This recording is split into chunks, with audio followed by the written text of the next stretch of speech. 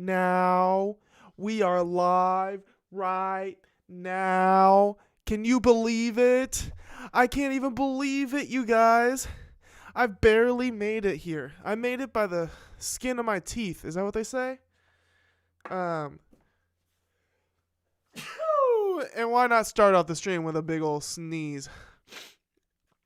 Wowzers, my friends. We are simultaneously streaming on the U of Tubes and on the I of G's. On YouTube and on Instagram, we are streaming. This is Scratched Up Live number 18.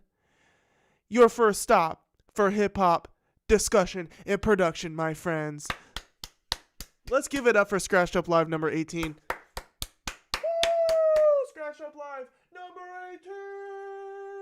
Woo, woo, woo, woo, woo, woo, woo. We've made it so far. 18 weeks, people. That is 18 weeks that Quarter Day Recordings has been live on YouTube with Scratched Up Live, providing a good space for hip hop, for real hip hop discussion out here. You know, providing a safe space for real interesting and poignant hip-hop discussion. I'm your host, Eric Obscure, and thank you for clicking on this video. Snaps all around, snaps all around. I gotta turn this light off real quick.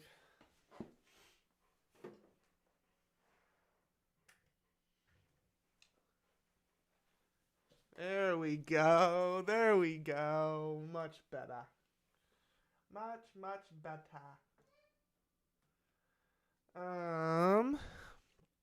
So I think I'm just gonna hop on into it.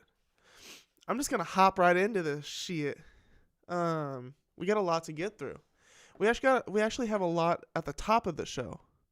And I think right at the top of the show, I just want to talk about this. I need to give a huge acknowledgement to the passing of Ka, rapper Ka. Passed away over the last week. And you may not know this guy. He wasn't very mainstream, I guess you could say. Not mainstream at all, actually, but he's a prophet in contemporary hip hop. I guess now he was a prophet. He released this album called Honor Killed the Samurai, which really that was in 2016, and that's really when he people started to catch wind of him. Outside of just his local area, I guess.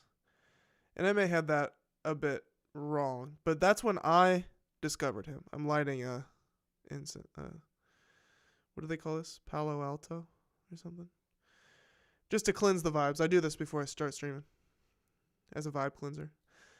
But yeah. So this dude is like he was just like a real fucking like deep thinking, thoughtful lyricist. I guess you could call him a lyricist.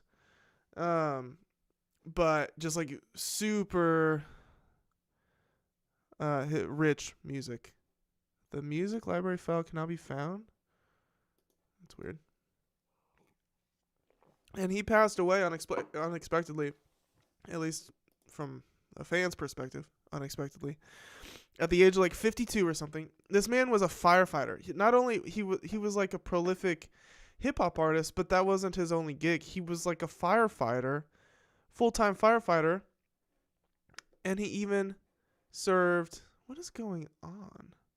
System has run out of app memory. Oh shit. Interesting. Well, I can't quit any of these, my friends. Okay. I guess I'll quit Apple Music. So he he served during 9/11 as a first responder. That's what I was trying to say. During the World Trade Center attacks. He was born in Brownsville, Brooklyn. lived a life of service to his city, to his community, and to his music. As a 20-year veteran of the New York City Fire Department, he put his life on the line to protect his fellow citizens. Kyle rose to the rank of FDNY captain and was a first responder on September 11, 2001 during the attacks on the World Trade Center. Dude, could you imagine your captain is like also just like happens to be this incredible artist? Like what a man, you know? What a fucking amazing life. Not that his life was rosy or anything. I'm just saying what an amazing character. You know what I mean? You guys have to go listen to his music to understand like the significance of what he's done. Like his shit, his music just cuts like a knife. It cuts through all the bullshit. It cuts through all the gimmicks. It is just like as real as hip hop can get. It is just so real, and it's so meditative, and it's so thought provoking, and his lyrics are just so beautiful, gorgeous, and he always rhymes over these like really slow, lush. I don't know. I hear it in my mind right now. I'm just kind of like I hear his music in my mind right now. But he's very prolific. He released 11 albums, if I'm not mistaken. Now I don't have all of them. I'm going to see if it'll let me open this again. What is this? Force quit application? I don't want to. Things are working fine. Why does it need me to do that? Man, tech has been not agreeing with me today. I went to an ATM today. Get this. I went to a freaking ATM today to deposit some cash. And it was like after hours. It was already nighttime. I put the cash in there in 2 different bundles or 2 different stacks. Because they can only take up to like 30 bills at a time. First stack, I made sure it was like small. You know, I don't sit there and count every single bill. It'll usually accept, even if you're a little over 30, it'll accept it still, usually. But so I put in my first stack, fine. I put in a second stack that's like, I just realized I'm fucking blaring here, guys. Sorry about that. But I put in my second stack that doesn't, it's obviously a little more than 30 bills, but I make sure all the bills are straight, you know. I straighten them out. They're all flat.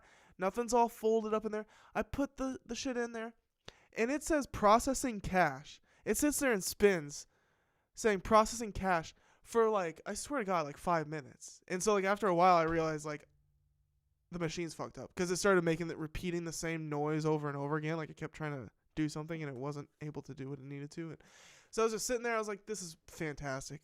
I'm not going to get this money back. The bank is closed. I'm not going to be able to deal with this until tomorrow. It's got all my cash. Eventually, it opens up and it starts spitting out all of the cash I just put in it. And it was all, when it spit it out, they were all like folded and like crumpled. I'm like, what the fuck? It just ate my money. It just like shredded my fucking money. But I get it all out. It shoots them out. I grab it. And then it shoots more out. I grab that. And it shoot more out. I'm like, what the fuck happened inside of this machine? Like, little elves live in there and just, like, screwed up all my money. And then, like, I miss a 5. Like, it's still, like, it shoots out some money. And a 5 goes flying in the wind. So I'm like, God damn it. So I open the car door. But it's not, I don't have enough space. So I kind of have to, like, squeeze really. Like, the door just kind of hits the wall. And I have to, like, squeeze. And then it's still spitting cash out. And then I finally pick up this bill, and it had a 5 hanging out of the dispenser waiting for me to grab it, and it sucked it back in before I could grab it. I'm like, what the hell? And then it pops up a thing saying, you took too long to grab the cash. We've retracted it. Come back and talk to us in the morning. Basically, transaction canceled. It canceled my transaction. I said, you guys just stole $5 from me and your machine just like ate my money. So fuck you guys and your dumb machine. That was a horrible experience. I'm not going to lie. That was just like an hour ago. With that, all that being said, it is a miracle I'm here right now streaming. Because that just happened.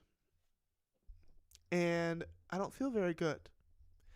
But I don't want to miss a week. You know, we have so much good shit to get to.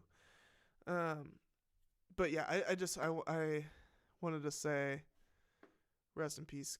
Oh yeah, we're looking at Ka's discography here. So now, of course, Apple Music creates a Ka Essentials playlist the day after he dies, which is like cool that they recognize him that way, but it's like they should have had it before he died. But yeah, so he also, this album that he released an album like literally 2 or 3 weeks ago, and I shouted it out on stream, and it's like it's titled "The Thief Next to Jesus." It's very religious inspired album. Lots of every song has a religious theme, and then he dies, and it's like, wow, what a coincidence. You know, he had religion on his mind. Clearly, if this album is to say anything. And then he passes away 2 weeks after it releases. It's just like, holy shit, what does that mean? I don't know. It's got to mean something, right? But Willful Studies from 2022, The Knight's Gambit. Martyr's Reward is actually in my Projects of the Decade list. This is a fantastic album. I love the production on this one. The beats really like stick in your mind here. Languish Arts. Honor Killed the Samurai. This is the one that like it's fantastic. Put him on the map as far as I'm aware. This is what first time I saw him or heard of him was people talking about Honor Killed the Samurai.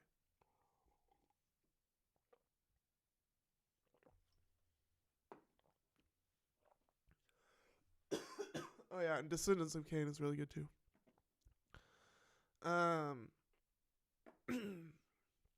Yeah.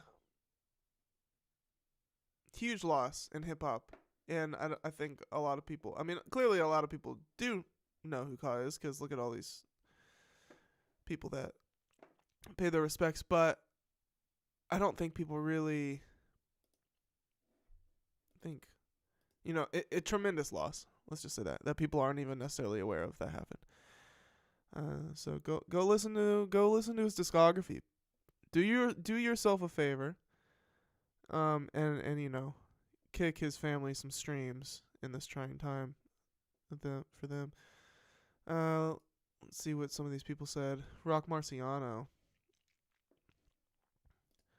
Wow, he put quite a statement here. I'm grateful to call you my brother, a big brother at that. Many times I'd refer to you as one of my guardian angels, and you'd have that grin as if you were fully aware of that fact. The pain I'm feeling for you, for your beautiful wife and family, I can't put into words. I don't want to post this, but I feel a responsibility to let people know the man, Kasim Ryan, was the strongest brother I knew.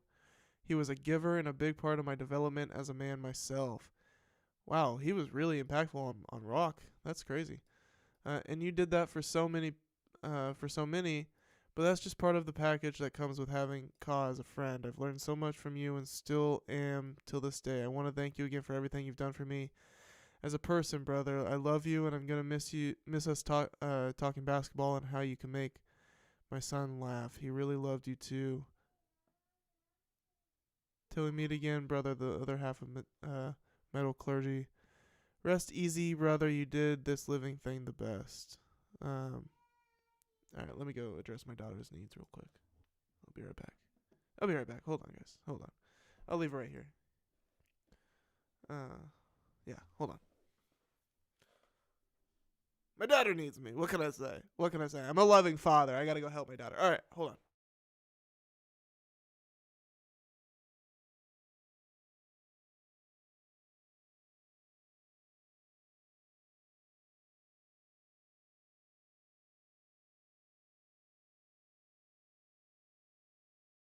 All right. Wow, yeah, that was quite the statement from Rock. So, you know, it seems like there's a lot of Ka backstory that I don't know of. Like, from my perspective as a fan, he just kind of popped out of nowhere onto the scene, and then still, like, once he was still on the scene, he seemed to be like pretty far removed from the industry. But here is Rock Marciano saying that they hung out and they're like really good friends, and worked on shit together. But I've never heard Ka on a feature. I've never seen Ka work with other people, and so it's kind of surprising to me. All right, this is the Alchemist statement.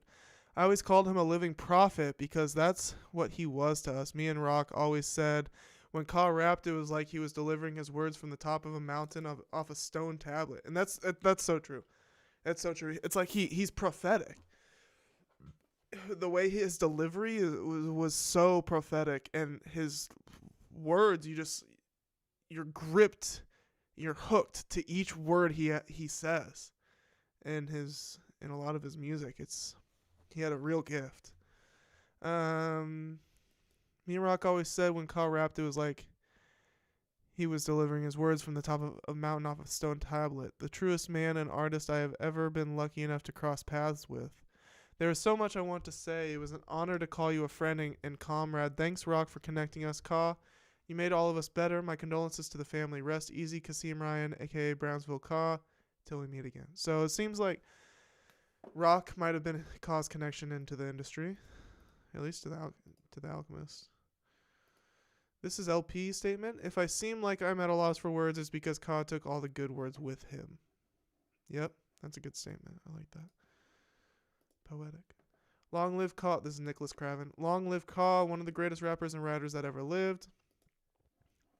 I like this picture of him. It's a nice picture of him. West Side Gun statement. Okay.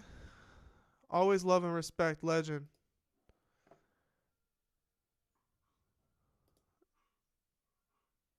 Oh, this is a Ka tweet. I heard this album and felt like I was back on Church Avenue with a bundle and that thing on me. Hitler Wears Hermes is for those that lived it. The feeling is palpable. Thank God he gave us drug dealing. West Side Gun. It is a fantastic album series. Hitler Wears Hermes. Love it. All right, Evidence. Evidence said, sending love to the family of Brownsville Ka. This is going to take processing. Questlove. Wow. Ka's reach was so far. I didn't even realize. I hate that sometimes it takes someone transitioning this plan before one starts to absorb their art. Oh, so Ka. Okay, so yeah. Quest didn't know about Ka. Quest posted this screenshot of a Ka tweet. Artists go through highs and lows, wanting recognition, acceptance, money, sanity, etc., while fighting poverty, insecurity, and doubt. I know firsthand how close we are to never hearing from one of our favorite artists again. Don't take them for granted. Treat each project like it's their last. That's so fucking true. And with that being said, go listen to The Thief, whatever his newest album is. The Thief Next to Jesus. Is that what it's called?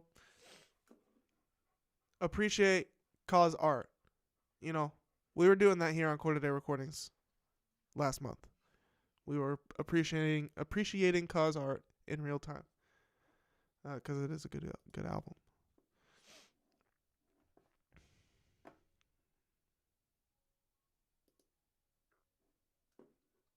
This is so weird, dude. My Apple Music is just tweaking.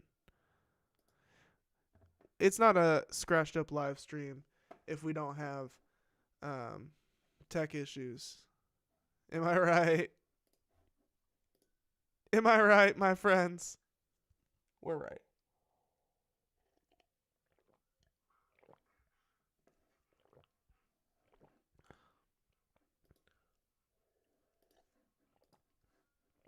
Should I change the title real quick?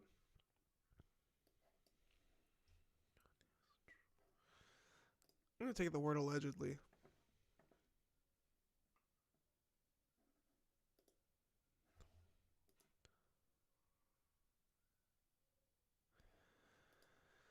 Okay, so do we want to look at any other responses here? That's about it for that. I mean, rest in peace, Ka. It's such a tragic loss. I don't know how to, we don't even really know what happened. The family didn't release a statement, so let's see if I can find out any info.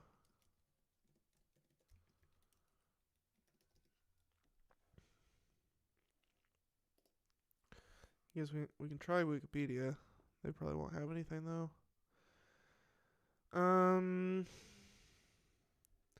Oh, this is what Rock was talking about. Natural Elements. So Ryan was a member of the group Natural Elements.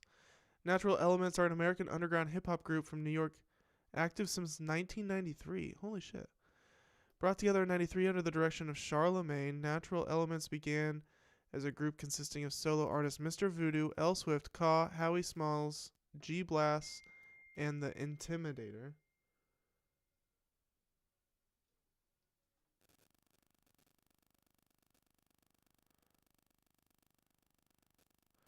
Um,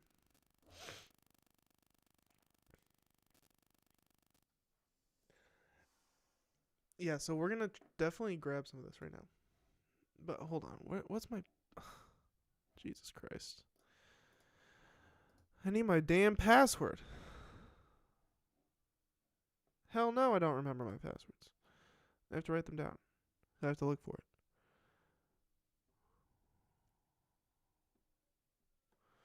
Come on. Where is it? Where is my password? Oh, I was looking for the wrong shit. Okay, I found it.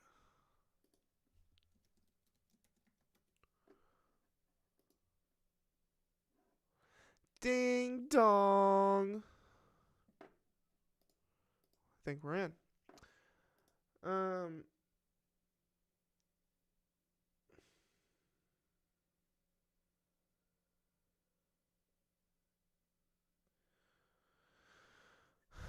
Bada boom, bada bing. Your boy out here, I need a haircut bad, friends. I need a haircut bad. This is so rough. I hate getting haircuts. Little fun fact about Derek.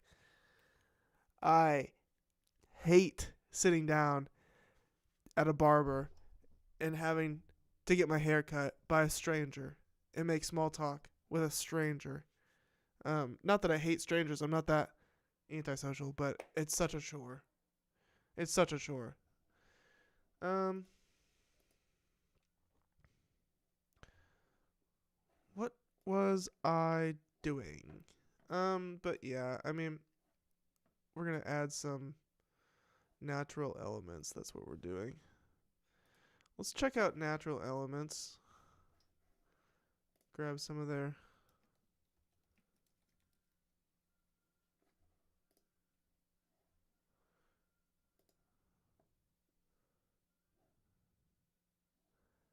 Is that Caw?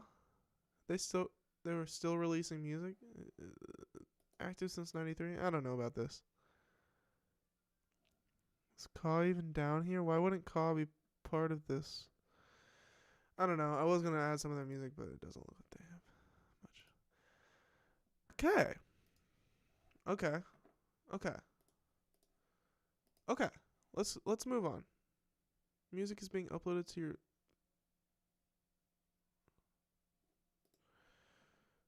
Jesus Christ! I don't know what's happening. Everything's going to shit.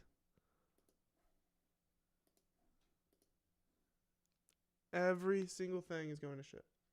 But that's all right. We roll with the punches out here. You know, that's why it's scratched up. It's not perfect. Someone tried to make fun of me on Instagram for like my thumbnails or something not being like edited perfect and looking untidy. It's called scratched up. That's the point. Because I'm scratching this shit up every week like a damn rabbit. Put it out. Scratch it, scratching, cutting. I'm in the kitchen, y'all. I got a lot of moving parts. I gotta get these thumbnails, get the topics. Then I gotta stream, and then I gotta post it, and I gotta edit it. And so gotta whip this shit up, put it out, whip it up, put it out. I don't give a fuck. I ain't got time to make everything little detail perfect. This is scratched up. You know what I mean? I know what I'm doing, I think.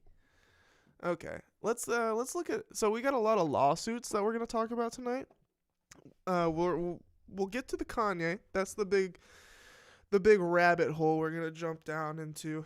But we're still at the top of the show, and we're going to kind of touch on these other ones here at the top of the show.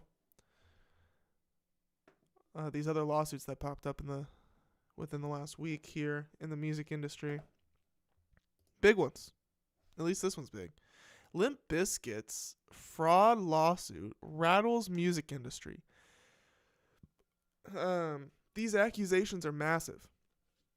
The band, Limp Bizkit, alleges that UMG, Universal Music Group, owes them more than $200 million after concealing royalties. Now, if this could change record deals. This, depending on what happens here with this case and how the court decides things, this could set, depending on if this goes to the Supreme Court, that kind of deal, this could set new precedents in the music industry as far as royalties go, as far as licensing deals are able to be structured and that kind of, all that jazz. So that's why this is a big deal, because depending on how this plays out, this could affect everybody. And we're hoping for positive changes. We're hoping for more money in artists' pockets from the get-go, so they don't have to do all this suing nonsense. Just get it right at the start, and then the artist is happy, the label is happy, or at least happy-ish.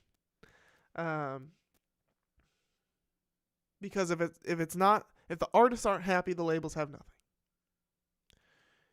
I like to see these execs out here putting on a song and dance, entertaining the people. They can't do it. They need the artists. Okay? So when the artists bite back,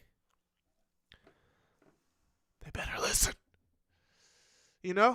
Let's read.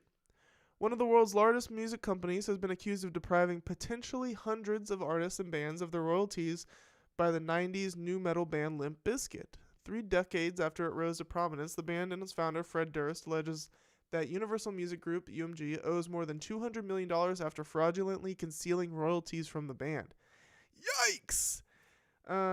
This is so believable. So believable. And they probably didn't even, the way companies operate usually is they'll just they probably weren't necessarily even hiding it directly. They're just divvying it up and saying, yeah, this is ours because of this reason, just using lawyers to justify shit. It probably wasn't even just hiding it, not as nefarious as they're making it seem like. It's just that was our money because we said that's our money, and that's how the cookie crumbles. So, but let's read. I don't know the details. Let's find them out. Oh God, here comes my daughter. Yeah? Yeah? What are you doing? You're supposed to be trying to go to sleep, remember? You want to play with Junie? Yeah. Alright, come downstairs and play with Junie. Okay. We have a visitor. Her name is Vivian Love. I'm running on not much sleep. Just an FYI. If I seem a little loopy, it's because I'm a little loopy. Aww.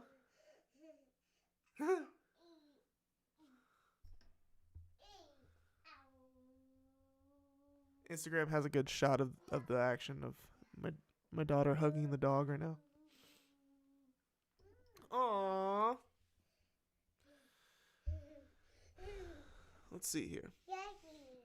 What, Vivi? I want to work. I'm working. You can play with your toys and I can work. Okay? And you just dropped your binky. See, it's right here. Sorry. It's fine. Come get it. Can you grab it? Oh, my egg. Here. Alright. Thank you. Yeah. In a lawsuit filed in California, attorneys representing Durst, Limp Bizkit, and Flawless Records accused UMG of using software deliberately designed to conceal artists, including plaintiffs' royalties, so it can pocket the profits. Software to deliberately designed to conceal artists' royalties. UMG is one of the most powerful forces in the. I'm trying to break this down in my mind. Software to conceal the artist's royalties so it can pocket the profits. So like, how would that work? Like, if it's an artist's royalties and the software just kind of hides that, what is the artist just not able to see it to claim it? So then the label's just like, oh, don't mind if I do, and leaves the money takes the money that's just kind of been sitting there for a while. Is that the deal? Because if so, that's actually, yeah, that's fucking insane. UMG is one of the most powerful forces. Oh yeah, you guys want to read along with me?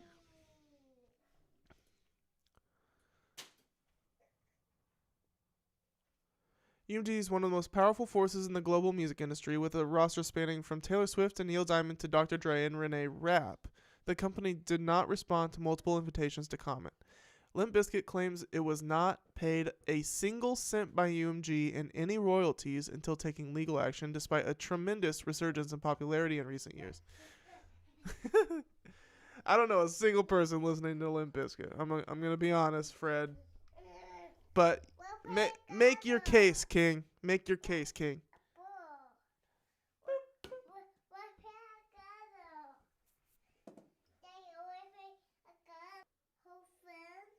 Mhm.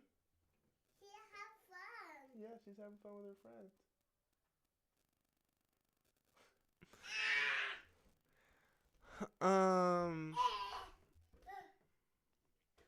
Where was I? The lawsuit filed in California federal court claims that many more bands and acts might also be getting shortchanged. Attorneys for Durst, Limp Bizkit, and Flawless Records go so far as to suggest that a pre-trial discovery process in which both sides of a case exchange info will show that potentially hundreds of other artists have likewise been wrongfully defrauded regarding the royalties, showing that the system was intentionally designed to commit fraud on plaintiffs and other artists. Yeah, if this is true, this is huge, because you already know UMG isn't the only label doing stuff like this. So if UMG comes out and they're doing this, it's for sure all the other labels are doing similar things. June, what the hell are you doing? June, no. June, no. No.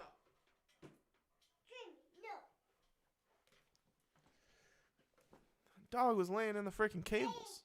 She's gonna knock some over. Crazy ass dog. We have a crazy ass dog.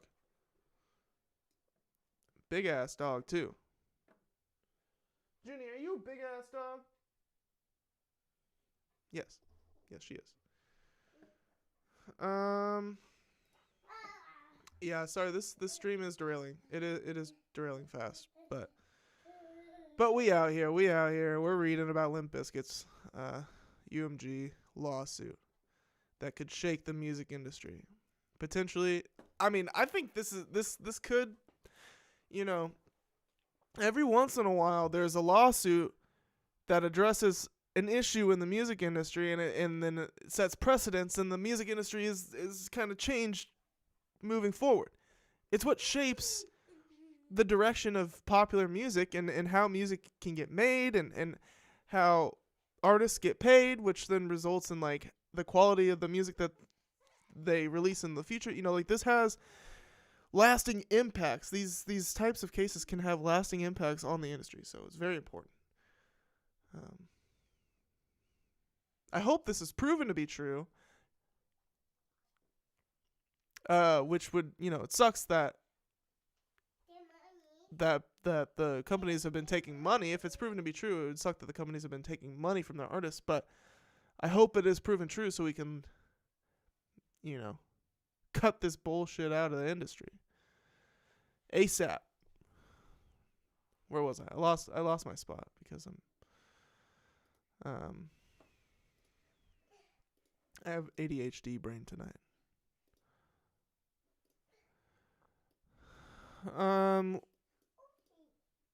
So, yep, they could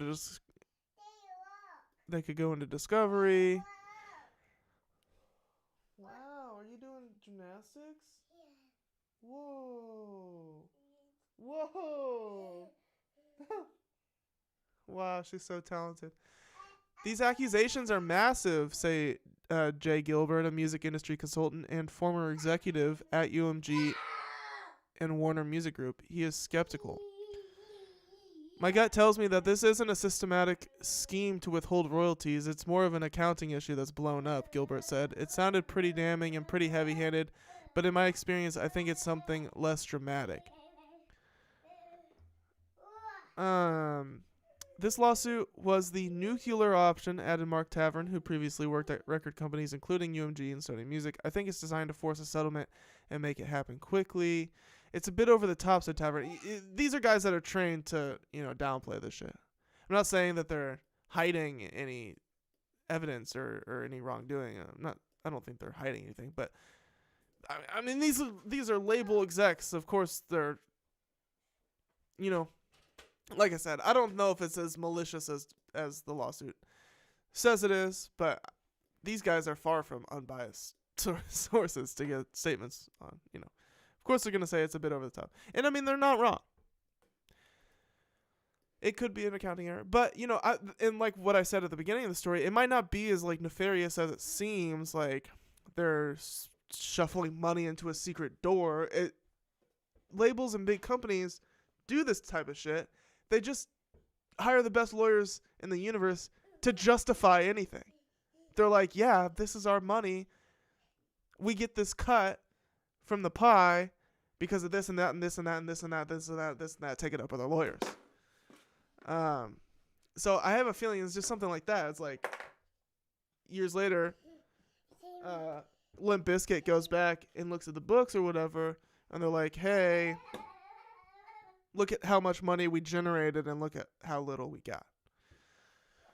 Which, yeah, it's robbery. It's robbery. It is. The leeching that the labels do. It's far from fair. I'm looking for fair. I'm not looking for artists to, the labels, they play an important role. So I don't think that they're useless or anything like that. But, just looking for equity here. Looking for equity, my friends. All right. Let's continue reading. It's a bit over the top, said Tavern, who now lectures on the music industry at the University of New Haven. It can probably be easily explained by bureaucracy or incompetence, or the sheer volume of payments processed by a music firm as large as UMG. See, that's no excuse. Oh, they just have a lot to keep track of, so, like, you can't expect them to get it all right. It's like, no, we absolutely do expect them to get it all right, regardless of the amount of volume. Like, that's why they have so much money, so they pay all the employees to handle the work. It's like, okay. Durst claims he was told by UMG that he had not received any royalty statements because his account was still so far from recoupment, with execs at the firm suggesting it had paid Limp Bizkit some $43 million in advances over the years, according to the lawsuit. When reps of Durst and Limp Bizkit gained access to UMG's portal for royalty statements in April, however, they claimed to have noticed balances that indicated it owed more than $1 million. When reps of Durst gained access to UMG's portal for royalty statement in April, however, they claimed to have noticed balances that indicated it owed more than $1 million. You want to play the piano? Yeah. Here, play this one.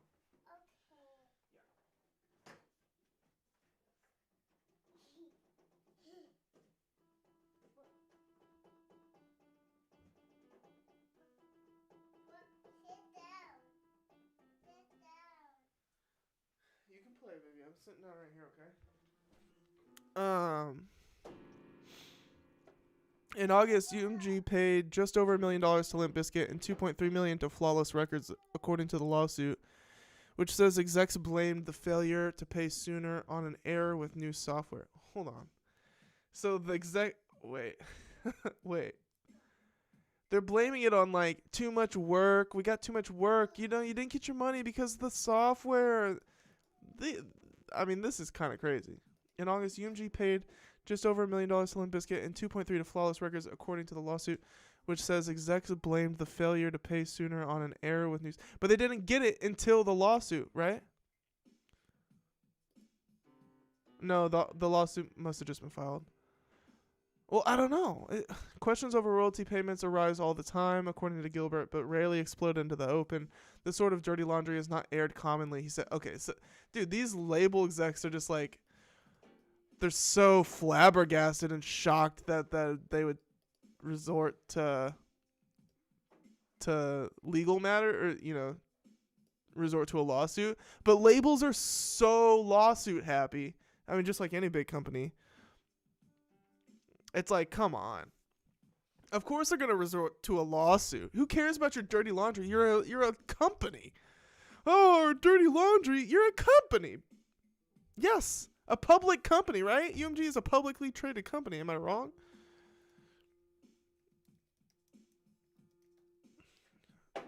Yes, they are public. So, yeah, we have every right to by the way, we're going to have a discussion about this album cover. Just by the way. This sort of dirty laundry is not aired commonly. That's such a weird statement, bro. We're talking about business, dog. This ain't dirty laundry. This is like, yo, you owe us money. Contractually. UMG. I can't believe what I'm reading. This sort of dirty laundry. Oh man, they're trying to like shame Limp Bizkit into like questioning if they should have taken it to legal matters. Pop off, Limp Bizkit. Pop off, Fred Durst. Oh, are you playing music? This is bonkers. The global music industry has been rapidly transformed over recent decades, first by the rise of downloads, and then by streaming. Finding and listening to songs has never been easier thanks to hundreds of yes, we know. Okay. Take Break Stuff by Limp Bizkit. It was first released in May 2000, but you might hear it in passing while watching TV, scrolling through social media, or playing a video game. Gone are the days when you would visit a local record store, go through the racks, find the album, and ultimately listen back to the song. It's just a few taps away. Even Limp Bizkit's attorneys acknowledged that the band, which split up in 2006 and reformed in 2009, had a relatively quiet period in the early 2010s. In the lawsuit, however, they claimed that interest in the band began to increase exponentially around 2017, leading it to sell out arenas and headline festivals. There is a big pop-punk revival going on, observed Tavern. The current generation of fans is looking back 20 or 25 years. Careful, Vivi. Okay. You don't need that. Why?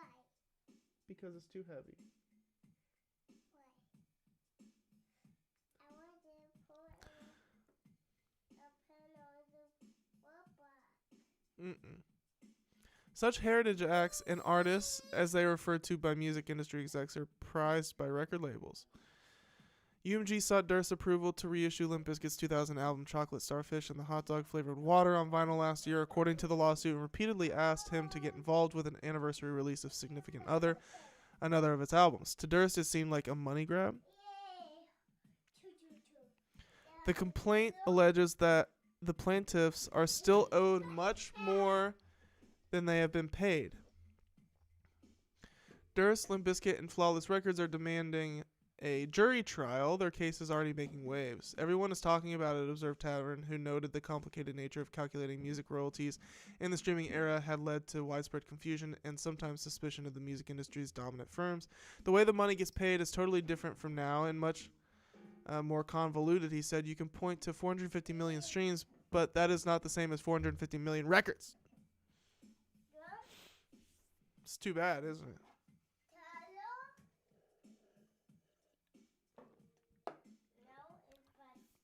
Gilbert said, I think cooler heads will prevail, suggesting that attorneys for either side would probably meet privately to examine the facts. This thing will be resolved, he said. I think it's going to go away. Okay. So, yeah.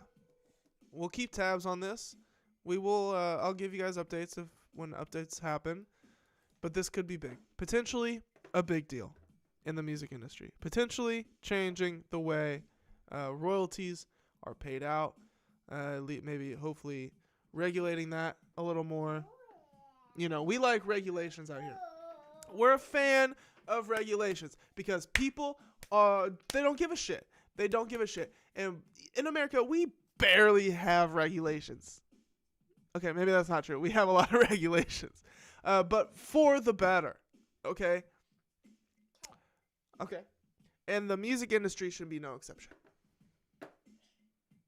Just saying. Thank you all for tuning in here. Snoopy Dog, hello. Yakov Baltzer, hello. Thank you for joining. Thank you guys for being here. I'm also simultaneously streaming on Instagram. Just FYI. So if I look over here and I speak in this direction, I'm speaking to my phone, which is streaming on Instagram. If you got an Instagram account and you like what you're seeing here and you want to keep up to date on more of a daily basis with Quarter Day Recordings, follow Quarter Day Recordings on Instagram. Instagram at Quarter Day Recordings. No spaces, no periods, none of that. I got my daughter running around behind me because it's a party here tonight. It is a party. It is past her bedtime and she is supposed to be in bed. But she found her way downstairs. Isn't that right? Yeah, that's right. All right. What should we do? Should we look into the Dr. Dre thing? I think we should. I'm not trying to go too hard on people, but we gotta talk about these things. Okay, Dr. Dre is back in the news. Okay, for some not great things, but you know, as a famous person, he probably gets sued for all sorts of things all the time. This could be another one of those. Who knows? I don't really know the details of this yet. I wasn't able to get into it before tonight, so we're gonna find out together. Nancy Dillon wrote this article for Rolling Stone titled "Dr. Dre sued for $10 million by divorce psychotherapist alleging unbearable harassment." The divorce psychotherapist. So Dr. Dre's going through this famous divorce, or he went through it, I guess. And like, what I got from it is he's kind of like he's kind of vindictive and cruel, if I'm not mistaken. I don't really know what backs that up, but I do remember he had a daughter that he wasn't helping out at all. But that's unrelated to the divorce. But so now the divorce psychotherapist is suing him for unbearable harassment. Like that's crazy. Like, what happened? Dr. Charles Sophie filed the lawsuit Wednesday in L.A. with allegations Dr. Dre subjected him to a systemic and malicious barrage of threats. Hi. Okay. Let's read about... So, Dr. Charles Sophie... So, at first I just assumed this psychotherapist was a woman. It is a man suing another man for a systemic and malicious barrage of threats in the midst of this divorce, this like messy divorce that Dre is going through. A psychotherapist, it's gonna make me, dude, are you serious right now, Rolling Stone? I didn't even realize I was on oh my, is this gonna let me? All right, here we go. I got one. LA Times. Dr. Dre's former divorce therapist sues mogul alleging harassment, homophobic threats. The next episode for Dr. Dre might be set in the courtroom. Oh, that's good. The next episode. I like what they did there. The rapper and business mogul faces a $10 million lawsuit from his former divorce counselor, celebrity psychotherapist Dr. Charles Sophie, who claims in a Monday filing in LA County Superior Court that his ex-client subjected him to a systemic and malicious campaign of harassment. Sophie now wears a bulletproof vest anytime he steps foot outside, is afraid to leave his home, and is constantly looking over his shoulder after months of intimidation, according to court documents reviewed by The Times. A legal rep for Young did not reply immediately Thursday to The Times' request for comment. In 2018, Sophie began offering marriage counseling to Dr. Dre, born Andre Young, and his now ex-wife Nicole Young, who both consented to Sophie mediating the terms of their divorce. The Wednesday filing said, after working diligently, independently, and fairly to help Young and his ex-wife resolve their disputes, Sophie ceased contact with the couple in 2021 when their divorce was finalized. 14 months later, and suddenly, without warning, Young launched a sustained campaign of abusive messages, late-night reminders that he would not forget Dr. Sophie, and homophobic slurs. The lawsuit said, adding that Young took out his frustration at the outcome of the mediation on Sophie. So Dre is just vindictive. Like I said, I described Dre, he seemed like vindictive in the whole lawsuit thing. And with his daughter, like he just likes to hurt. He wants them to be hurt. It seems like, when he's angry, he just wants to hurt. Like the fucking Hulk. But the Hulk is like, I don't know. The Hulk does lose control. Sometimes Bruce Banner, Dr. Dre, he goes like full Hulk mode and loses Andre. He goes full Dre and loses the Andre. As, like Hulk loses Dr. Banner.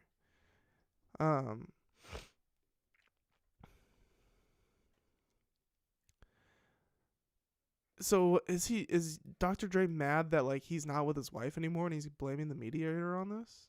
Or the mediator is like he's offering marriage counseling. So he's not mediating like assets, he's mediating their relationships. So Dre is mad that he couldn't fix their fucking relationship. It sounds like Dre just kind of like sucks. I don't know if there's any fixing that. Included in the filing are nearly a dozen texts Young sent Sophie from February to August 23, several of which the Beverly Hills psychiatrist alleges contain homophobic rhetoric. You're a B. In the messages. That's an example. You're a B. I'm guessing that's bitch. You're a bitch. In the messages, Young tells Sophie he's going to have to pay and that he's fucked with the wrong one. Sophie said in the filing that once early on he attempted to defuse the situation by replying calmly that although he wasn't sure what Young was referring to, he would gladly schedule a time to discuss the matter. But according to the court doc, the "What's the Difference" rapper only doubled down, further threatening Sophie. As the messages kept coming, Sophie grew disturbed, the filing said, knowing that given Young's well-documented history of violence and abuse and high-profile status, he could feasibly follow through on any given threat, causing physical harm, violence, or death to Dr. Sophie. Young previously became mired in controversy when the 2015 NWA biopic Straight Outta Compton glossed over his prior history of violence against women. Once, Young's threats did materialize when he allegedly recruited several associates to impersonate FBI agents in order to gain unlawful entry into Sophie's home within a gated community, the lawsuit said. The former medical director for the Department of Children and Family Services subsequently resorted to extreme safety measures, installing home cameras, hiring private security, and wearing bulletproof apparel. So this guy is the former medical director for the Department of Children and Family Services. So this is like a very professional, very serious professional.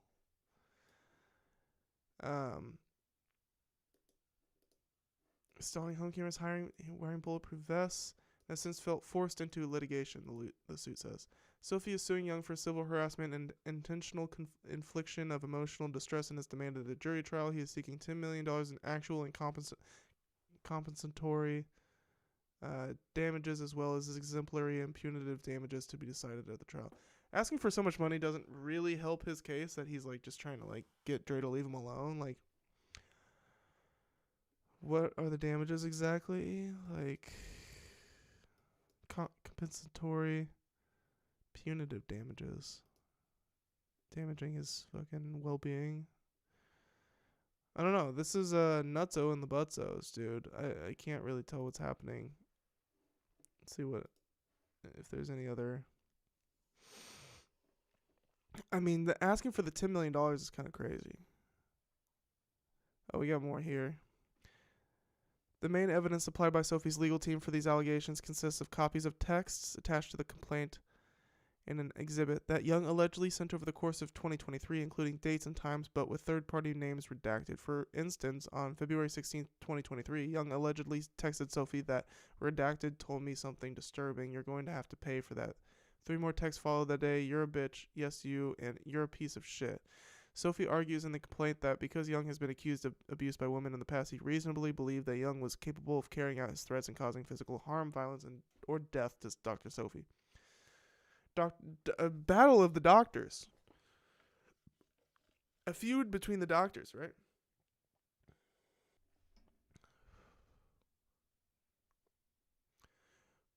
Women who have accused Young of abuse in the past include journalist Dee Barnes, Young's former girlfriend Michelle, and musician Terry B. Murphy. Barnes sued him for allegedly attacking her at a 1991 party. He pleaded no contest to charges of assault and battery, was fined $2,500, and was sentenced to community service and probation that included making a domestic violence PSA. Michelle claimed Young was physically abusive during the relationship from the late 80s to the mid 90s, though she never pressed charges. Murphy claimed Young punched her twice in the face at a Grammys after party in 1990. 2015, ahead of the release of NWA biopic. Okay, we just read that. Young issued a public apology to the unnamed women in the New York Times, saying, "I apologize to the women I've hurt. I deeply regret what I did and know that it has forever impacted all of our lives." Young has offered his own explanation for the text messages. His lawyer, Howard King, claims that Sophie's lawsuit is a response to a complaint filed by Young with the Osteopathic Medical Board of California, alleging that the doctor behaved unprofessionally during the aforementioned divorce proceedings. So, Dr. Dre filed a complaint with the Medical Board of California about this guy. And then Sophie responds to that complaint with this $10 million lawsuit. Dr. Sophie filed the suit only after he failed to pressure Mr. Young into dropping efforts to get Dr. Sophie punished. For dereliction of duties and incredible incompetence. I wonder what he did. It sounds like I don't trust this Dr. Sophie guy. I'm gonna be honest. I don't trust him too much. I do believe whatever things he's saying Dre, harassing him. I believe about the harassment. I believe the things about Dre, but I also believe that there's more to the story with Dr. Sophie here. That complaint seeks revocation of Dr. Sophie's license to provide mental health counseling to needy patients. The statement further claimed, in gross violation of all applicable standards of care, Dr. Sophie inserted himself into a contentious divorce while he simultaneously treated not only Mr. and Mrs. Young but their children. He was terminated when it was revealed that he was encouraging one of their children to take sides against Mr. Young, even encouraging his son to go to the press with false allegations in order to force a financial settlement that he recommended. So yeah, I mean, it definitely sounds like Dr. Sophie didn't like Dre to begin with. He was already, skeptical about his past beating women, and so it was biased and probably didn't go into these sessions with the greatest intentions. For sure, I believe that. Dr. Sophie has consistently rebuffed medical board attempts to investigate these claims, but has now filed a desperate suit while the noose of medical board is tightening. Representatives for the Osteopathic Medical Board of Cali didn't immediately respond to EW's request for information about the current status of Young's alleged complaint. Young's account would seem to correspond with some of the text messages included in the complaint. "Let me be crystal clear with you. I know a charlatan when I see one," he allegedly texted Sophie on 17/23. "Information is readily available, and I know your reputation and the ethical breaches of conduct that have followed your career, especially during your tenure at DCFS. Fortunately, hearing you defend your choice of clinical interventions to the medical board, particularly as it relates redacted, will bring me some satisfaction." I don't know, guys. It sounds like Dre is has a reason to be pissed. Has a justified reason to be pissed. Does that, excuse the potential harassment that he's being accused of? No. But when you're pissed, that could explain why Dre seems so motivated to go after this guy. If this guy actively is trying to turn his children against him and shit. Reached for comment about these allegations of ethical breaches. Sophie's attorney Christopher Frost told EW the focus should be on Young's behavior. He didn't even deny it. So they're just pointing fingers at each other. This is actually kind of petty. All of this, and also the fact that it's all wrapped up into this divorce. This is just drama. This is fucking drama queens, y'all. This is crazy. The drama is real at the Young household, you guys. All mental health pros work with individuals and families at their most vulnerable and emotionally challenging times of their lives. Frost said in a statement, however, threatening and harassing someone as a means to express one's emotions is an unacceptable behavior that the world at large cannot tolerate. Unfortunately, Mr. Young's recent conduct since the filing of the complaint only perpetuates his chosen consistent pattern of behavior. This dispute is about his consistent pattern of negative and abusive behavior and nothing else. Sophie is seeking at least $10 million in damages in addition to legal fees. See, that's the stretch to me. That's where I start to get skeptical of the Sophie guy. I don't know, man. He kind of seems like he's trying to fleece Dre.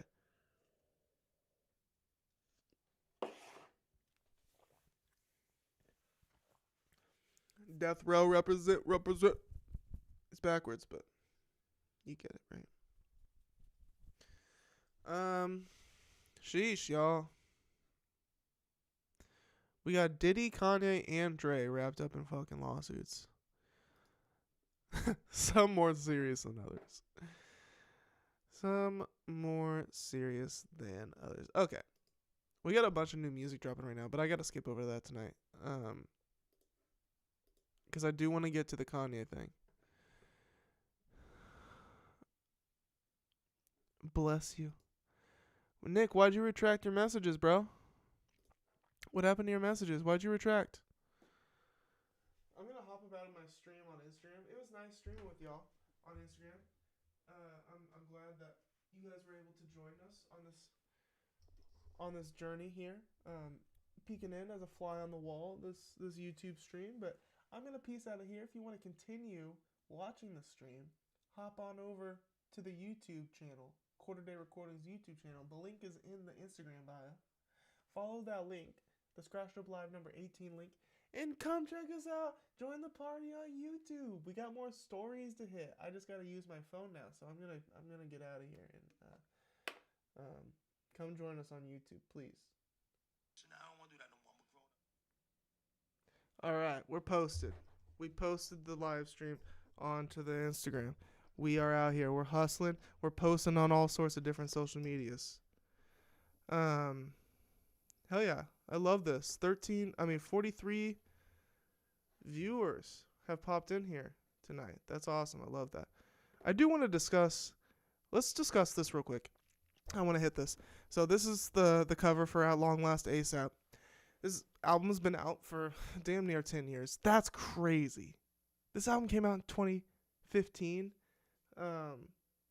Holy cannoli. It's been 9 years. That's mind-boggling. I feel like this album is still new. Why do I feel like this album is still new? Jesus. Holy crap. Kind of scary how much time has passed. But, alright. Let's get down to this. Is this good? This album, this image has always kind of confused me. Is this good Photoshop work? Like, if we're being honest, like visually, my brain has a hard time computing what's going on here. And like, so he's taking off the mask. Is this supposed to be like a mask? Right? He's pulling off the Yams mask. But why does the Yams face seem so much larger? Like it's in the sky. Like the Yams head or whatever, this upper part, it's like taking up the whole universe, like the whole sky. But then we got him down here, and then like I don't know, the blur here, the blending, it's like a hard cut. I just feel like this could have been done better. Like the idea could have gotten, the point could have been made more clearly. I don't know what the idea was. This is cool. I like the colored version. It's kind of neat. What's going on there? But yeah, I don't know about this cover, you guys. In retrospect, like even at the time, this kind of unsure. Like, is it good? I feel like people are gonna skewer me for this take because I think people love this cover. But if we're being like objective and like, he is so defined, right? You can see the cracks in his skin. Super defined image of Rocky down here. Look at the wrinkles in his nose here. But then up here, this image, the Yams part, whatever this is all smoothed out. Like, who did all the smoothing? And then it's like smoothed out around his fingers, but not perfectly. See, it kind of like blends onto his fingernail here. And then down here, the blending into his finger, the tips of his fingers, they just kind of like disappear. It's a bad Photoshop work. This is bad Photoshop work. The blending and it's like the hard cut on the blends to the, I don't know, you guys. This is a bad album cover. Can we agree on that? Is that gonna get me skewered? Is that gonna get me in trouble? That take? I mean, come on, dude. This is so, I don't have much more to say about it. I just thought this is, one of those things that kind of been on my mind the last 9 years, and I never really expressed it. And when I zoom out, everything I just mentioned about the hard cut blurs, it's even worse when you take a step back and look at it. This didn't need to be all blurred and shit. It just doesn't make sense visually. I guess it's like I said, he's pulling off a mask. So if this is like a mask, it's like a plastic rubber mask. I guess that, sure. But they don't really, it's not convincing me that it's a mask. Like, it just doesn't look very convincing. Fantastic album though. Don't get me wrong. Amazing album. I love it. Love this album. Album cover, not so hot when you really break it down. It's kind of cool, like when you glance at it. It's memorable. That's for sure. Definitely memorable with the birthmark on the the yams callback. And I do love how defined and crisp the bottom half of the image is. I wish that was carried up. If this had, you see this texture right here under the eye, they would have kept the same freckled texture and not smoothed it out. I think it would have made for a better looking image. But that's my 2 cents on that. Very random, I know. Very random, but important. We got to get to the bottom of these things. These are important discussions we have to have here, and this is where we have them on Scratched Up Live, quarter day recordings. Nick S69, I wish you wouldn't have retracted your messages. What, are you scared or something? Why'd you send 4 messages and retract them all? Were you nervous?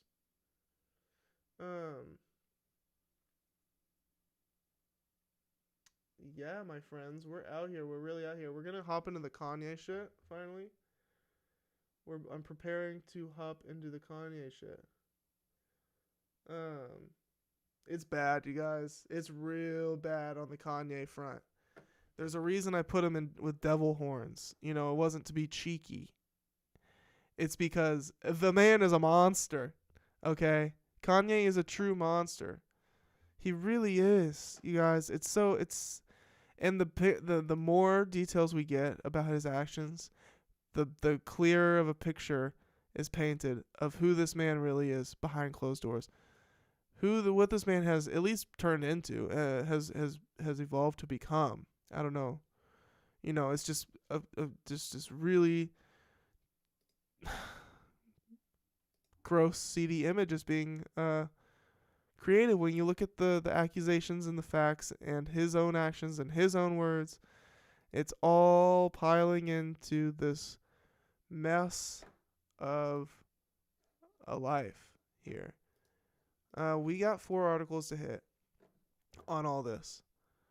So it's kind of a lot to get through, but it's not as much as like the Diddy shit. Right? That was insane. That was a 2-hour smorgasbord of rumors and claims and accusations and all that. But let's look at this. So Kanye was sued by this woman, Lauren Pisciotta, and this isn't the first time he's been sued by this person. If I'm not mistaken, I was talking about this on the show when we first started.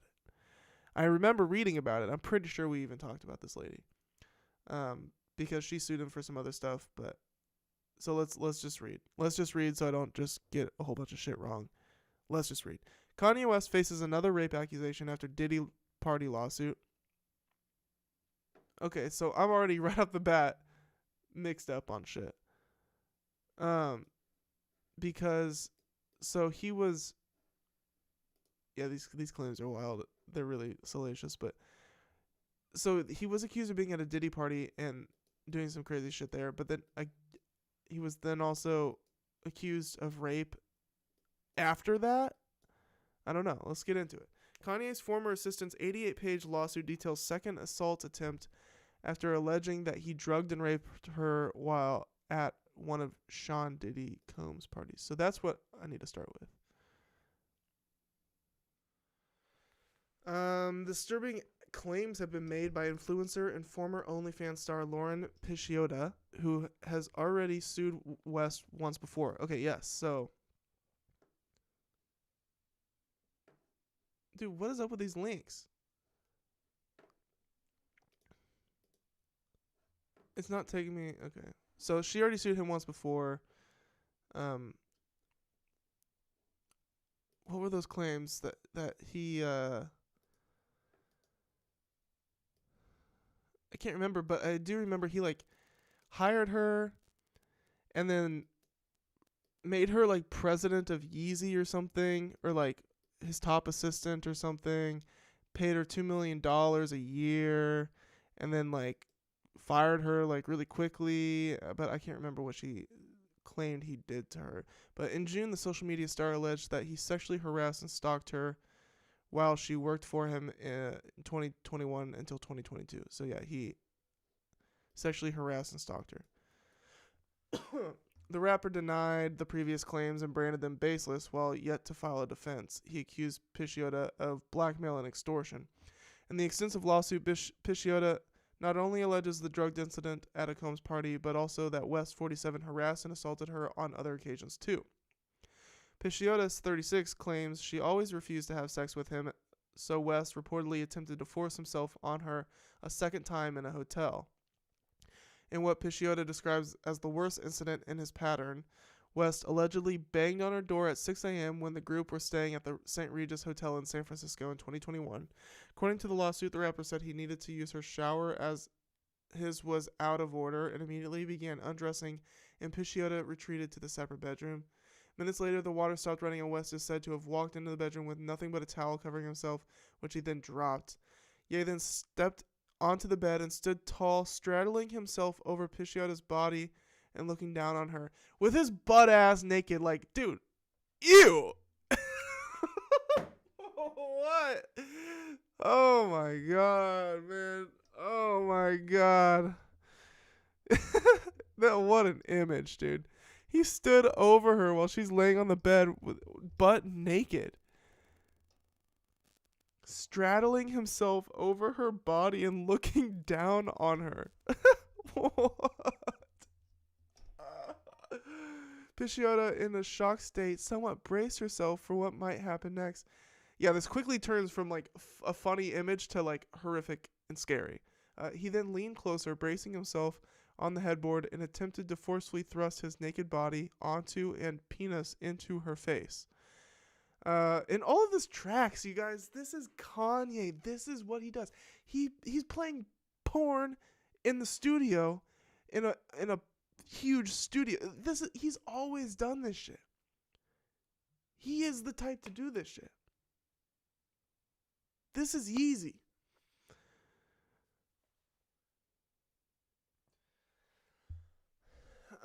West removed his hand from the wall behind the headboard, forcing Pisciotta to stay in place. At first, West ignored Pisciotta's pleas to stop. She stated over and over again to West, "I don't want to do this. I don't want to do this." According to the documents, he grew annoyed and tired of her refusal and pleading, so climbed off the bed and said sorry, assuring Pisciotta it wouldn't happen again. Too late, buddy. You just sexually assaulted her. You put your penis in her face. Jesus, man. That's disturbing. Like, this is Kanye. I have no trouble believing this. According to the documents, he grew annoyed and tired of, okay. Hey, but at least he said sorry. Yeah, sure. Too little, too late. Another incident detailed by the lawsuit states West once trapped Picciota in his bedroom during a flight, masturbating until he fell asleep.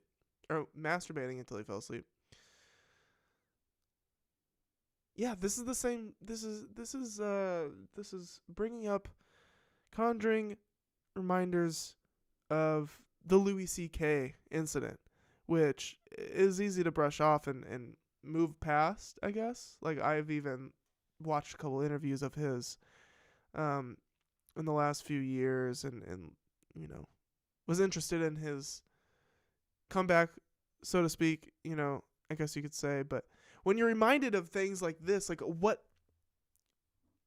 they do, what Kanye did, similar to what Louis did, and like you really like think about the delusion and the ego it takes for someone to do that kind of shit, it makes you be like, ugh. Like when you really think about what they did, put yourself in that room with them. Think about if somebody did that to you, how crazy it would be. And not only is it insane, these people are A-listers. So that like it doubles the insane. Surreal. Like surreal shit. You got fucking A-listers pulling out their cock and masturbating in front of you, unsolicited. That's traumatizing. She claims he had already declined his request for a hug. After what, dude, Kanye is so creepy. Where's my hug? Kanye is literally the "Where's my hug" guy. That's so weird, man. Like Kanye is like, he's a cornball. He's a cornball, and I guess that's not breaking news to anybody, but he's not very cool. Kanye is known as being like the cool guy. Like he dresses cool, he makes the cool music. He's cool. He's on the cutting edge of cool. He's a weirdo. Like, really. Like, this man is weird behavior. And we know that Kanye is weird. But this is, like, creepy. This is, like, the weird kid in class behavior. This is incel behavior. And it makes sense that, of course Kanye's probably gone down some serious incel pipelines. Of course he has. He's a damn, that's his home. That's where he's staked his claim. The far right. Let's continue. She already declined his request for a hug, after which he allegedly sent a picture of a couple embracing and stated, "When I say I need a hug, this is what I mean." God, he's so fucking weird. The bedroom door lock was broken, so could only be opened from the outside, so Picciota could not leave after West shut the door, having asked to speak to her inside. Ugh. Picciota sat on a chair in the room as West masturbated under the covers. Once he was asleep, she texted others on the plane to free her, but received no response. So all the people around him are complicit. This is a classic. At this point, we know that we know it. Kanye is gonna go down hard, you guys. We think we've seen Kanye go down. This might be it. If it's not this, it'll be some other woman that comes out and tells her story of what Kanye did to her. This man is a serious sex addict and freak. No doubt he has raped and sexually assaulted people. I have no doubt about it. And hopefully more women start to come out if it's happened to them. And if that happens, Kanye is going to go down so hard. Could end up in a Diddy situation. Could end up in an R. Kelly situation with Kanye. Kanye could end up in jail. You guys. I hope you guys are, like, you see the writing on the wall that I do. Kanye, in the somewhat near future, within the next 10 years, could end up going down hard with, like, an FBI investigation. Just saying.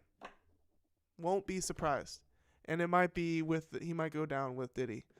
As we will come to find out, she claims he raped her at a Diddy party.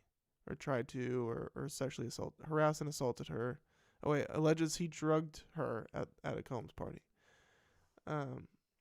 Which I thought this article was going to go into that. Hasn't yet. Let's see here.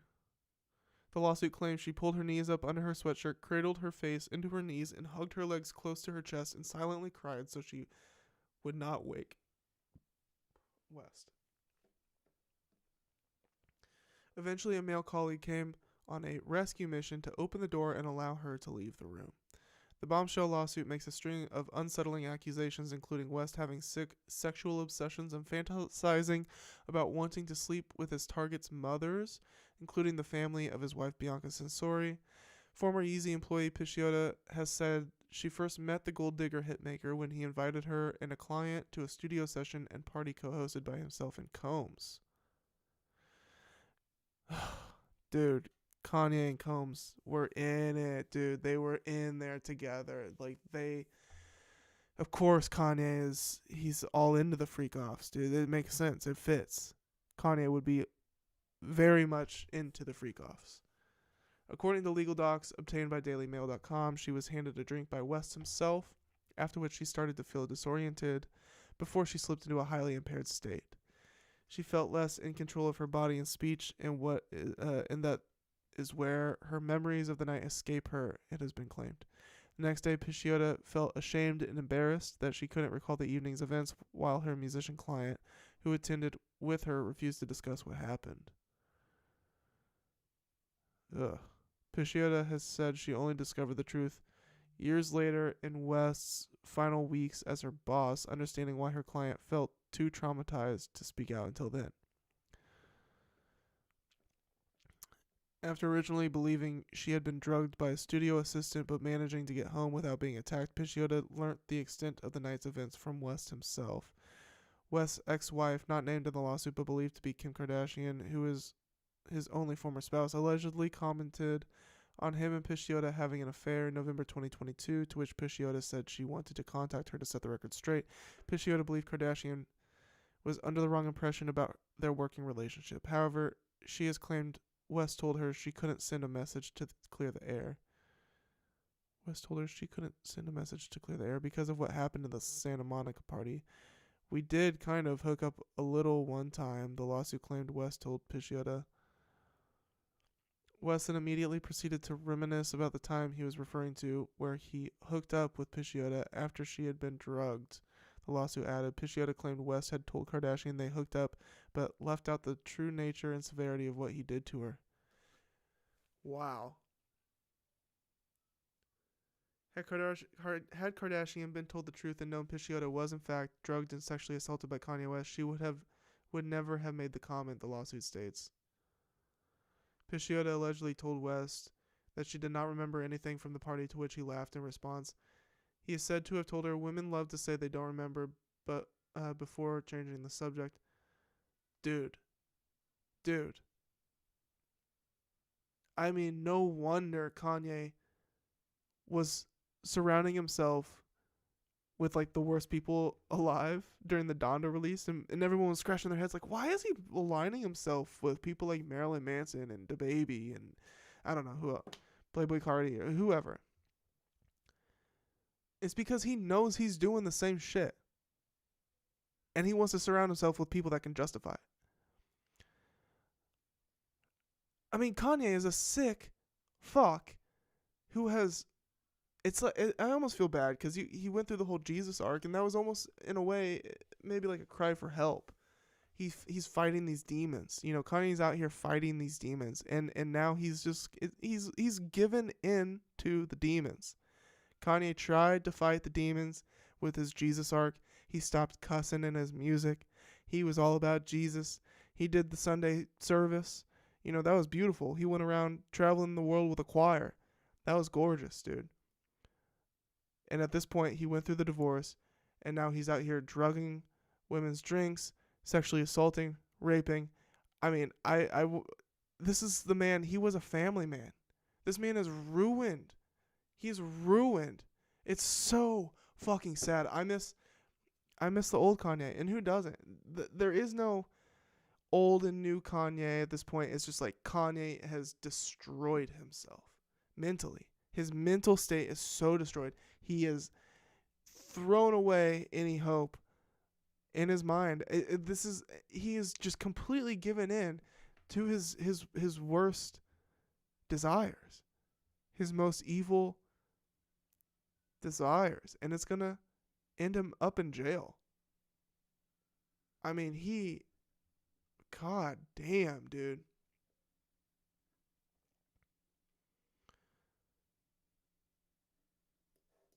Women love to say they don't remember. I mean, he is so far down the incel pipeline, dude. He is, not only is he a neo-Nazi, not only is he a Donald Trump supporter, far right. Remember, he was making black book lists of Jewish people. He carries around a list of Jewish people. He's a neo-Nazi. Not only all that, but now he is also an incel, and a alleged, accused, date raper. Elsewhere in the lawsuit, Pisciotta claims West's true nature was predatory, aggressive, compulsive, vulgar, perversive, and frighteningly calculative. Yeah, dude. Yeah, he's completely given in. He is labeled a premeditative and sadistic. He has been labeled a premeditative and sadistic groomer who has taken advantage of his superstardom to fuel his insatiable sexual gratification and animalistic desires with little boundaries. West married Sensori, 29, 2 years ago. I didn't realize she was only 29. That's crazy. I thought she was in her 30s at least. The Australian architectural designer met him when she began working at Yeezy in November 2020. The relationship has been a hot topic ever since they were first spotted together, with Sensori frequently seen in public wearing extremely revealing outfits while her spouse is fully clothed. In her lawsuit, Pisciotta claims West sent her a screenshot on September 28, 2022 of a text chain between him and his wife talking about having sex with her mother.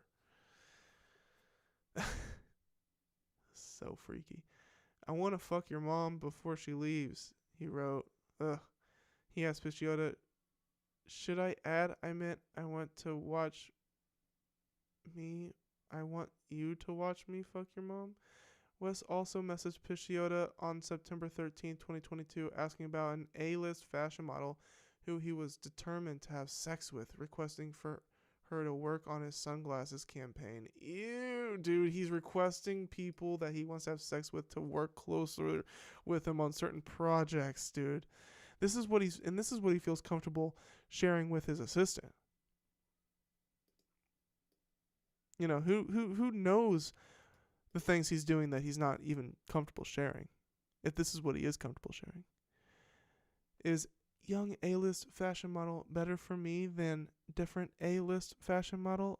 How do I tell her I need to fuck her mom bad? What? Like when he's attracted to a girl, he just wants to tell her, I want to fuck your mom. It's so weird. Kanye is so weird. If you're a fan of Kanye still, if you're still trying to defend this man, you are weird. If you are whitewashing all of this shit, if you are denying this shit or looking past this shit, you are willing to look past some of the strangest fucking behavior by any celebrity I've ever heard. Let's continue. While shooting for the campaign, West headed for breaks, during which he instructed wife Sensori and other female guests to perform oral sex on him and fellow men in the changing rooms. He later boasted about this to Pisciotta, as well as the time in June 2022 when he allegedly drank a bottle of wine with a model before inserting it into her. Okay. I feel like you could be a spectator. I just feel like she needs an audience. A beautiful audience. LOL, he wrote. The lawsuit claimed. These are so specific, dude. Of course, I mean, for sure. Like, she is not making this up. They've got the text, right? They've got the text, so. Other disconcerting texts sent from West to Pisciotta include the time she was delayed with travel due to work visas, saying he wanted to go back to LA. He wrote, and there's so much pussy in LA, I may rent a room, take the honey pack, drink some tequila, and just take appointments. Ew.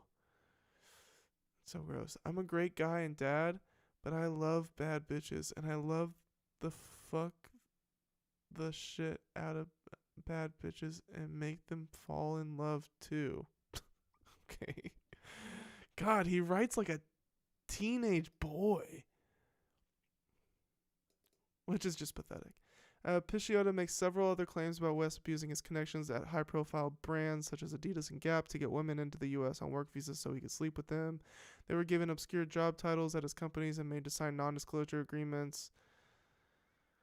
However, he is believed to have been brazenly open with Pisciotta and other staff about what happened, divulging grotesque details, including telling them that he filmed his sexual encounters to get the full picture. Yeah, and this is something we've always known about Kanye. He's always been very open with the people that he works with about his sexual activity, what he's interested in sexually, even going as far as playing openly, just like playing porn on TVs in the office. And sitting there watching it weirdly. Like, he is a sick freak with no constraints. He is like a king, a child king with unlimited money and no one to tell him no, and just fulfilling all of his sick sexual desires on unwitting people. This is called sexual assault, friends. These are crimes Kanye is committing, that he's being accused of committing here. And this statement here also reminds me of, not only is he doing all this weird sexual shit out in the open as if it's like cool and okay to his employees, creating a hostile, unsafe work environment, he's also at the same time doing this kind of behavior with Nazi shit, talking about Hitler in the workplace, talking about Nazism in the workplace openly, proudly, boasting about it to his employees. So he's talking about Nazi shit, talking about Hitler, praising Hitler in the workplace, and he's also talking about his sexual deviancy, talking about his sexual escapades with his employees, with grotesque details, in a brazenly open way. The lawsuit also claims West often offered up his sexual partners, employees, and women he trafficked as gifts to his friends and colleagues. Yeah, so that's called human trafficking. Pisciotta claimed he tried to gift her too, but was unsuccessful. It's believed that West would host sex parties at hotels including Nobu, Ryokan, Malibu, Beverly Hills, Waldorf, Astoria, and San Isidro Ranch in Montecito, California. He also, according to the suit, was insistent on having sex with Pisciotta, which she claims became a game to him. Pisciotta has said many of West's friends and fellow A-listers expressed concern about his behavior towards her and asked if she needed help. Reps for Kanye have been contacted for comment. Wow. So that's one. That's just one article, guys. We have 3 more. Let's continue on. Reading about these salacious accusations. Bianca Sensori's... Goddamn, what is this, dude? Like, what? To avoid problems with computer equipment. Not using... Why is my computer freaking out? Whatever. I don't know shit. Clearly.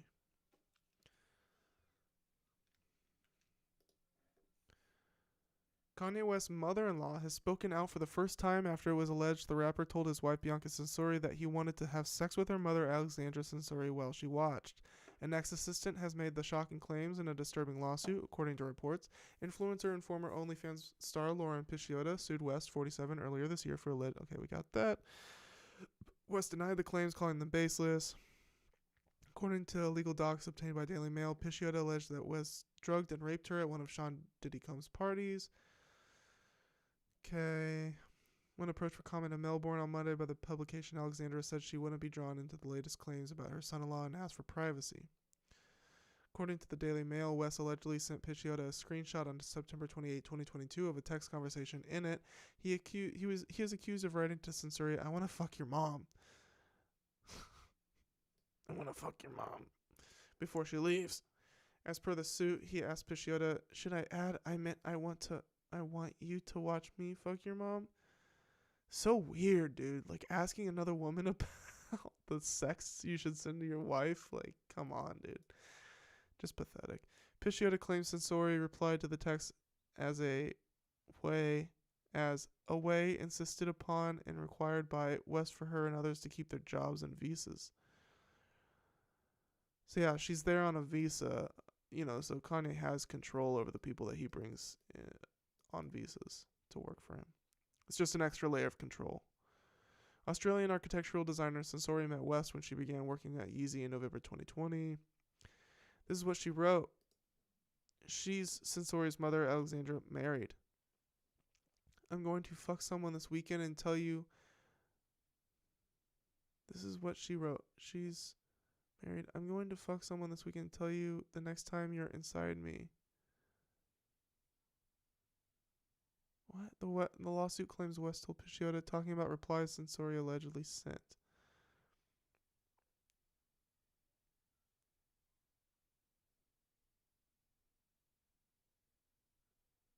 God. Interesting. Okay, West also allegedly messaged Pisciotta on September 13th, 2022, asking about an A-list fashion model. Okay, we know about that. Is young A-list? Okay, we know about that. While shooting for the campaign, has claimed West headed for breaks during. Okay, we got that. West is also accused of writing bizarre messages to Pisciotta about Sensori with a lawsuit, claiming he wrote on June 25th, 2022. I feel like Bianca came into LA to fuck as many people as possible and break marriages and turn other girls into hoes. Okay. Something more to it with her. She's too smart, and she said she was pretending to be an architect. Name withheld. Hit me, and she's a full-blown hoe after Bianca befriended her. She's a different person. Wait, who is he talking about?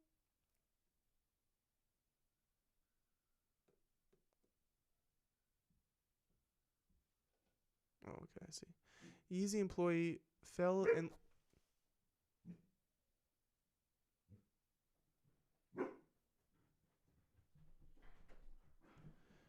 Yeezy employee fell in love with her. She'd been doing damage. What's her potential? Oh God, my wife's home.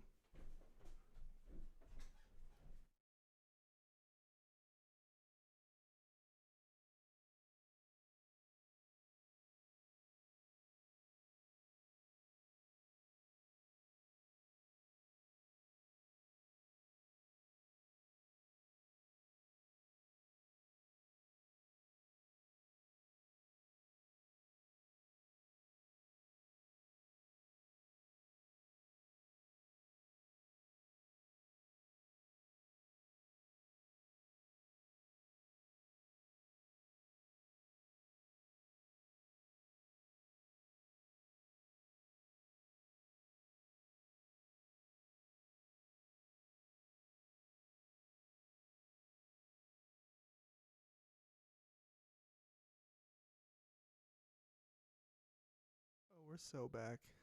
We're so back. We're so back in the action here, guys. I gotta turn up my. I'm gonna be talking a little quieter because now my fan bam is home. So, turn up the volume a little bit on the mic. Let's see here.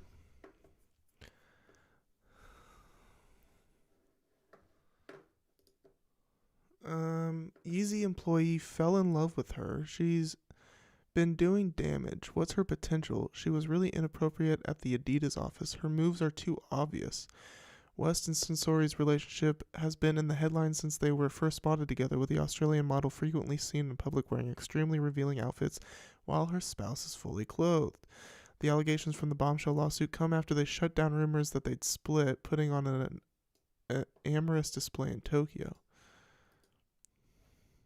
Yeah, I had read last week that Bianca Sensori's parents were tricked and very confused by Kanye West's split.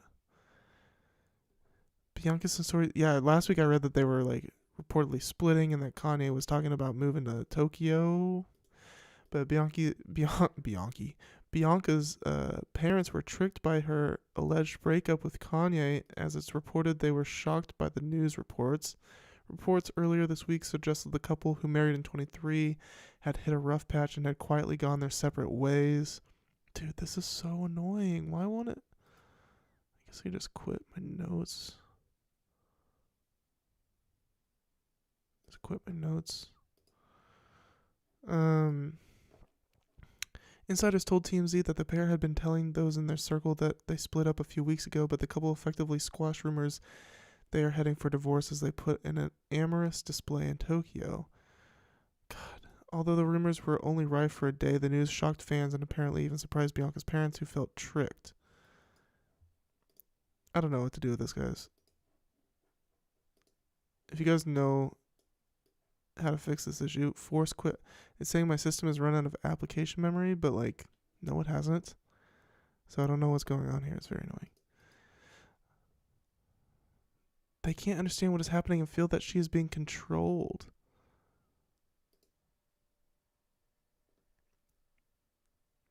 A second source told the outlet Bianca's family feels very confused right now. Her sister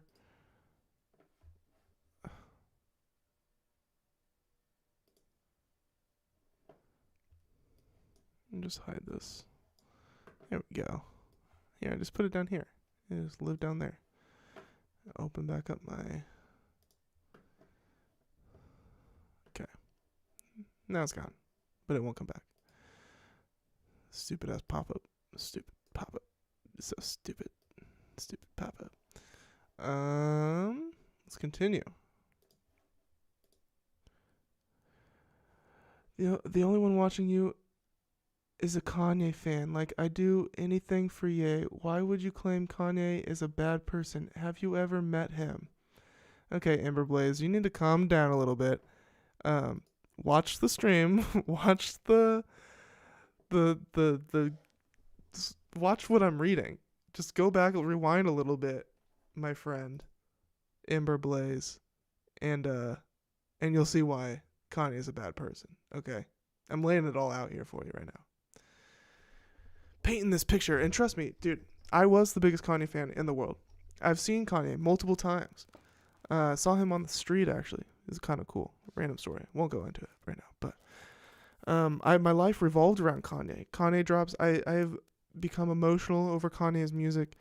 Just speaking about Kanye in the past to my own mother, to the point where I'm crying, talking about Kanye and the importance of Kanye's music.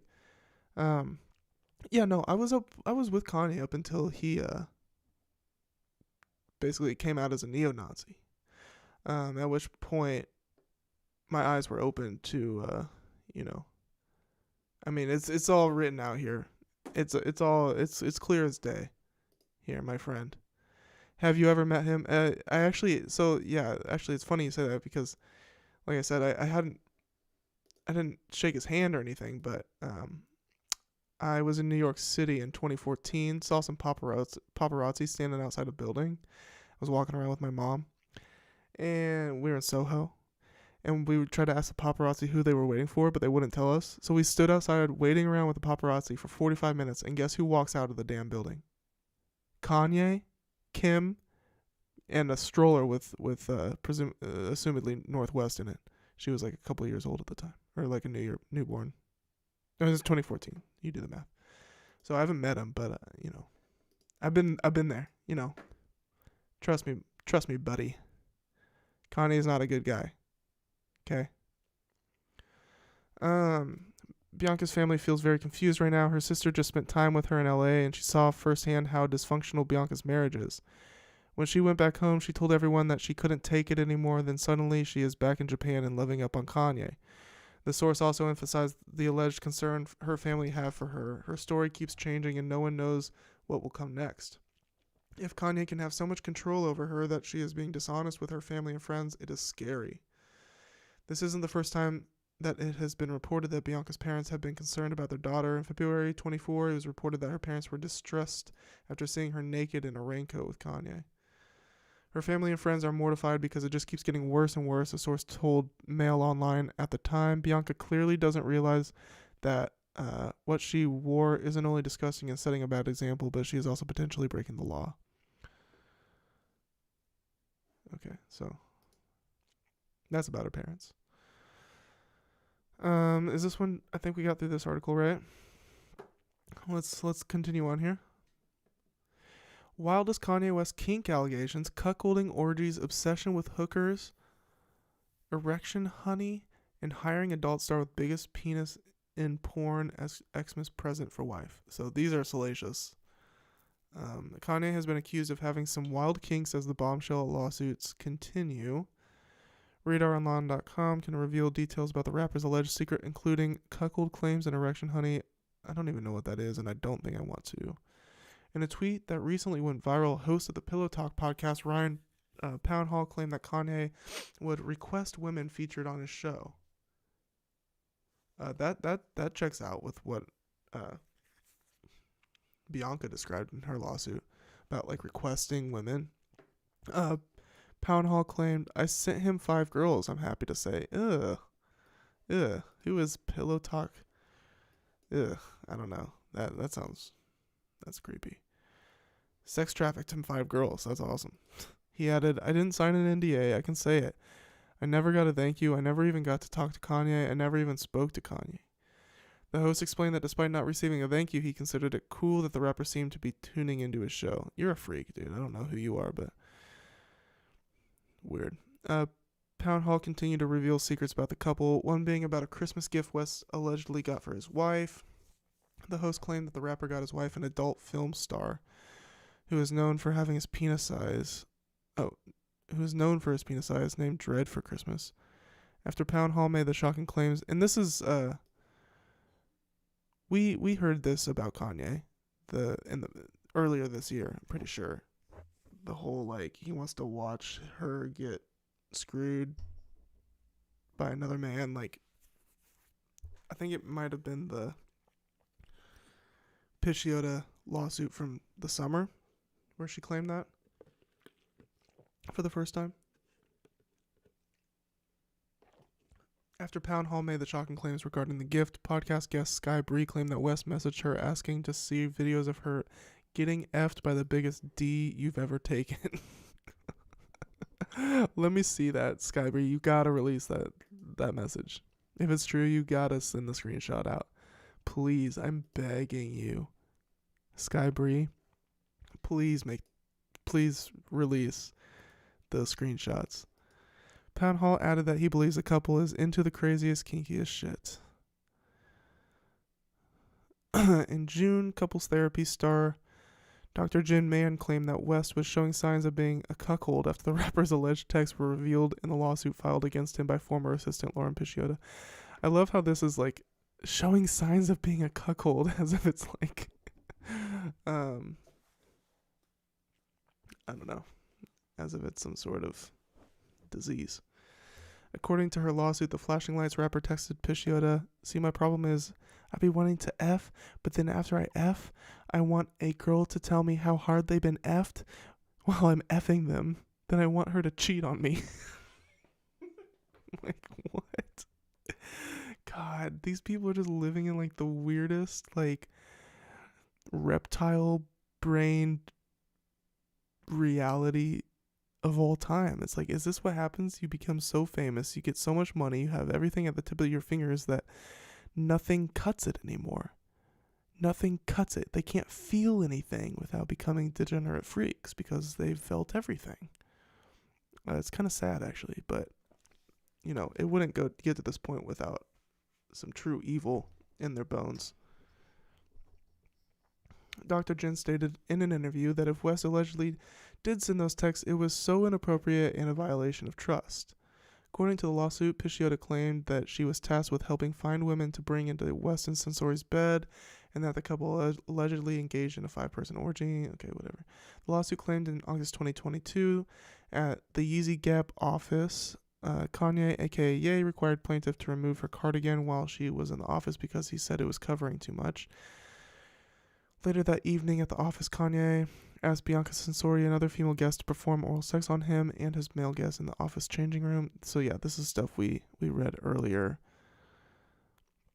And other disturbing claims made by Pisciota. West allegedly spoke candidly about his own sex life. Pisciota claimed that she was requested to get the rapper sexual enhancement and performance honey several times, and that he allegedly said he fantasized about getting arrested for effing the shit out of his assistant.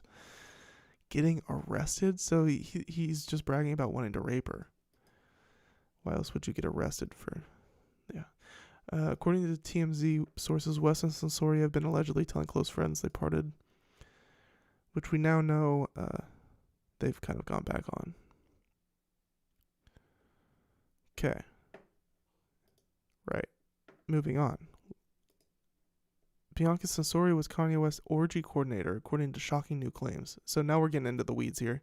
This one is just for funsies, just because it's part of it. But yeah, very salacious. But let's see what the rumors are. Kanye has used his office as a sexual playground, and his wife Bianca Sensori acted as a sex party coordinator, according to fresh claims from former assistant Lauren Pisciotta. Ew. The OnlyFans influencer filed a disturbing 88-page lawsuit against the 47-year-old rapper earlier in October, in which she alleged she was drugged and raped while attending one of Sean Diddy Combs' parties. It comes after she sued him in June for alleged sexual harassment and stalking. West refuted the claims at the time as baseless. Okay. Now, in a new update to the lawsuit, Pisciotta has claimed that West transformed his office into a sexual playground, and Sensori, 29, was to be his sex party coordinator who willingly participated in his twisted sexual fantasies. Per the Daily Mail, she further alleged that the situation would make him feel powerful and secure, and that a makeshift bedroom was often required, which consisted of a mattress, pillows, and blanket in a private room or closet. Elsewhere, West would frequently host his sex parties at various luxury hotels. Okay, we got that. The legal docs also claimed another time West grabbed her on the throat in front of an unfazed Sensori. Pisciotta worked as an assistant. These recent claims come just days after rumors that West and the Australian architectural designer had broken up.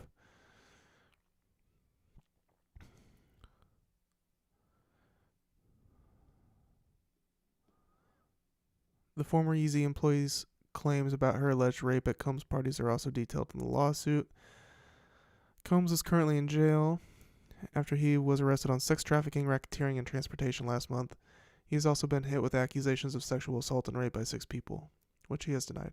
Pisciotta explained she first met West at a party she was invited to that was co-hosted by Combs, where she was handed a drink by him.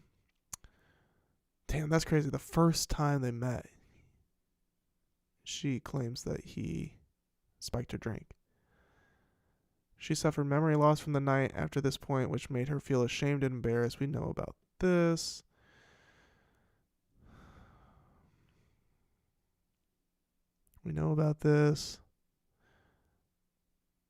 The man, okay, here we go. This month, his former director of intelligence also made explosive claims about his relationship with Sensori. The man, identified as John Doe, was initially hired when West was considering a presidential run, but the nature of his job soon changed when he was asked to hire private investigators to tail Sensori. The 22-page lawsuit filed in the LA Supreme Court reads, a particularly notable task by Ye was to have Doe hire private investigators to follow and tail his wife, Bianca Sensori, when she was traveling alone to visit family in Australia without Miss Sensori's knowledge, per the Daily Mail.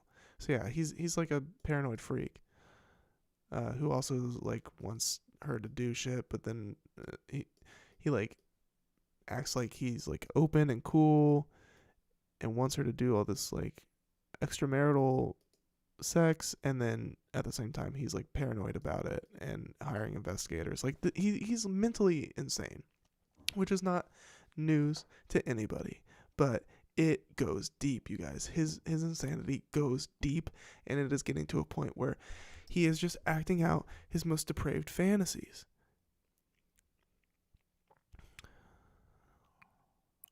Unwittingly, unrestricted. He also alleged he was asked to investigate supposed various criminal links within West's ex-wife, Kim Kardashian's family. That's funny. Which, sure, fuck it, dude. Investigate. Let's air it all out.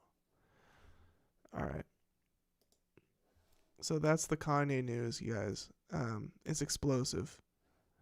It's explosive, and it's sad, you know. It's sad that this is what Kanye has turned into. My throat's starting to kill me a bit.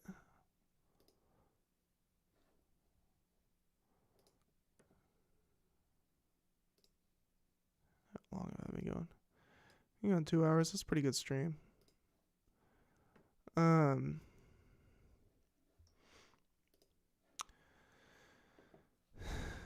Yeah, my friends.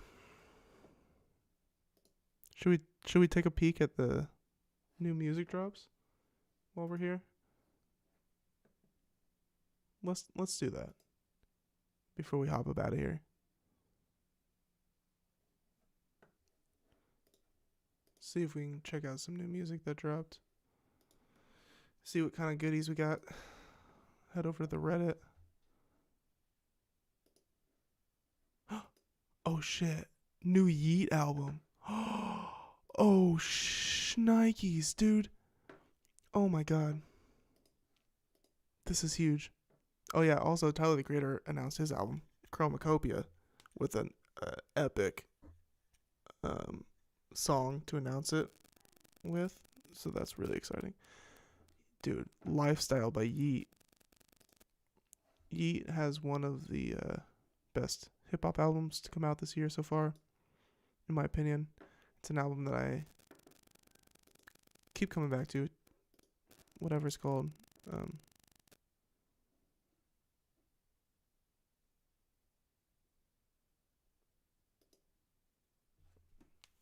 What is it, like 2093? That's the name of the album? Yeah, 2093 by Yeet. One of my favorites this year. So the fact that he's got a new one out, I've been waiting. Been curious. How is Yeet going to follow up what he did on 2093? Damn, stacked. 22 songs. That's awesome. How is he going to follow up 2093? We will find out. Stabbed and Shot 2 by Benny the Butcher and 38 Special dropped. Those singles have been fantastic. So, yeah. Ooh, that's fat. 16 songs. That's exciting. We're going to catch that. This Jaden EP. What is this? Yeah, this Jaden EP came out. And this Bon Iver EP dropped. Sable EP by Bon Iver. First body of work from him in a while. So that's exciting. That's good stuff.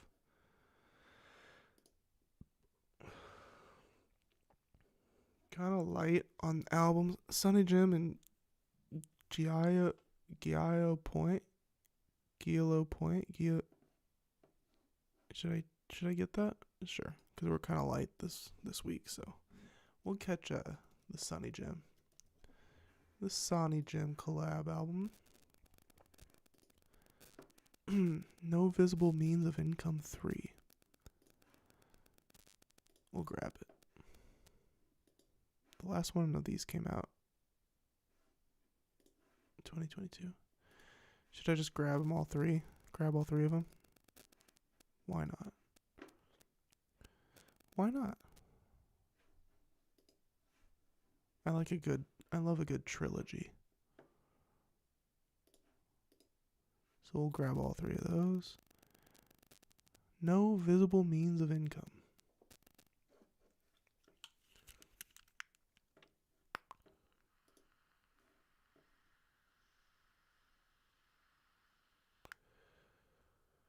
Wow, very late. And we got the deluxe, the pre-party extended. That I already have that, right?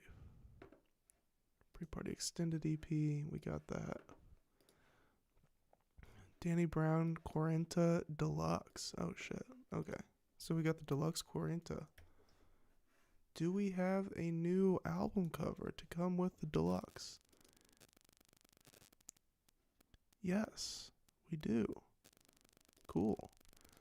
So we, I like that. I like what they've done with the cover there. So the deluxe here has 4 instrumentals.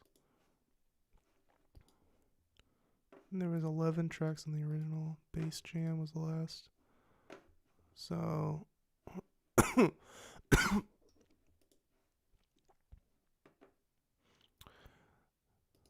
Cheaters and Keep It To Me are the new tracks from Danny Brown. That's exciting. That's good stuff. Okay, let's see what else. We got the Jaden EP, Hemlock Ernst, featuring Elucid and Fatboy Sheriff. Let's check this out. Hemlock Ernst.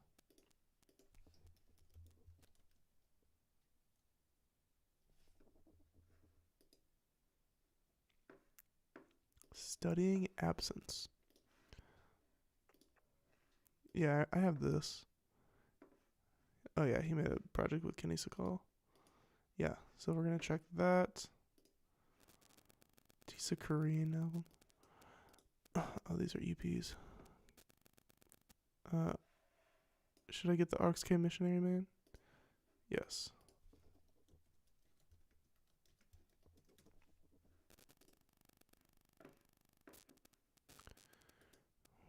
Is this Roadrunner Missionary Man Prelude EP? Yeah, we'll scoop. We'll scoop the Missionary. The Missionary Man. Songs, Kanye, Beauty and the Beast. Won't be checking that. Future in London on the track. Most Beautiful Design. Let's get that. Check out the new Future in London on the track.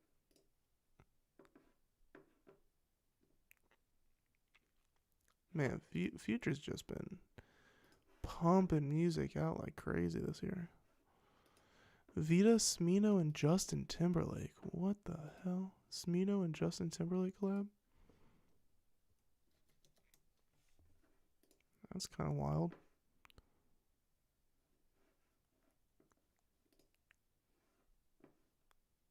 I didn't know about this. Smino and Buddy? Nokia? I didn't know about this either. Smino and Cousin Stiz? Okay, but I'm looking for Vito, right?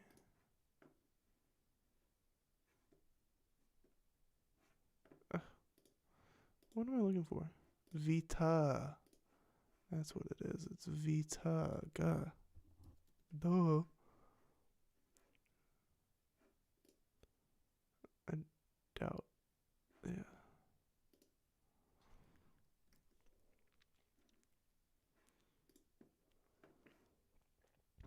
Does this song exist?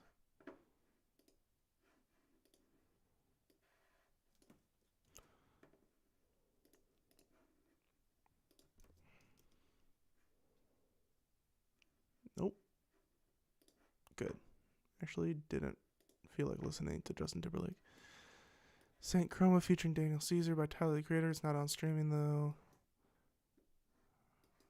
Wizkid and Brent Faiyaz. We'll get that.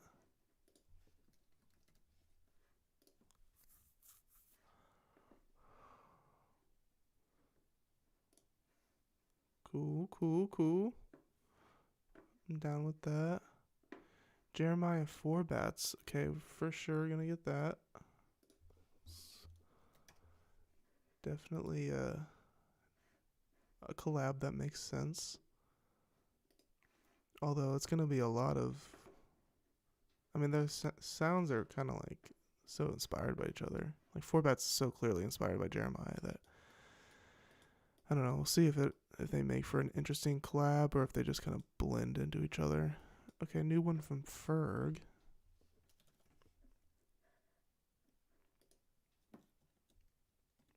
I Thought I Was Dead is the title.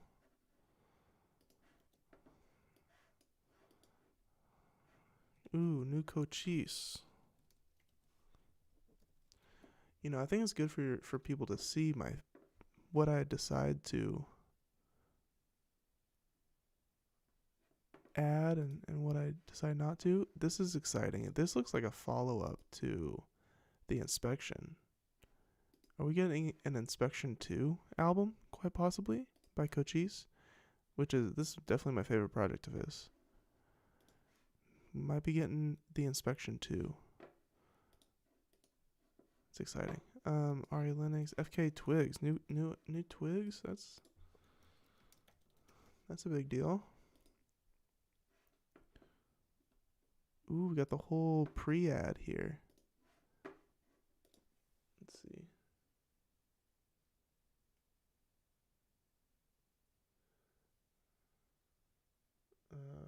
Eusexua by FK Twigs coming January 24th. Yeah, that's good shit. Very exciting, very exciting, very exciting. Okay, Marlon Craft. I listened to this. This was bad. Not a good Marlon Craft song. Fentanyl and Danny Brown. Okay, another Danny Brown. Fentanyl.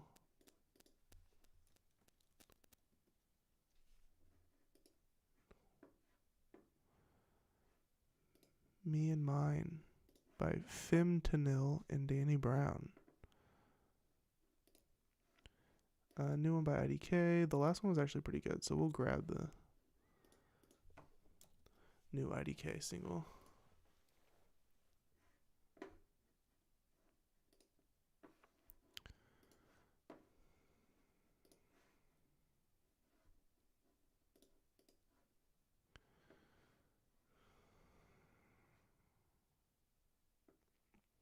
All right.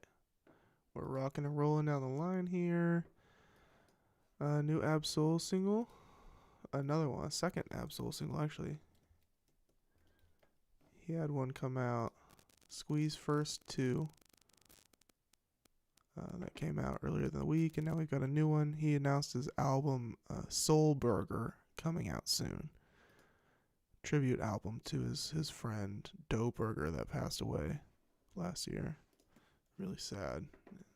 Feel really bad for Absol. He's got a lot of close people die to him. Or he's had a lot of close people die to him. Okay. None of that. Don't need any of this. Don't need any of that. Okay, got Narcs K Nephew Auntie Shark. I've seen him promote this one this last week. With the baby shark image. But it's not on streaming, so it's alright.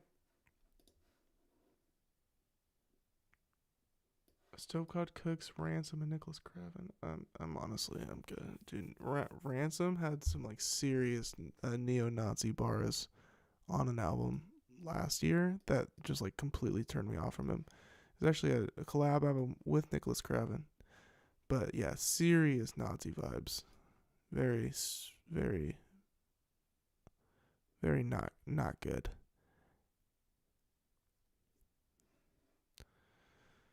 Okay, no.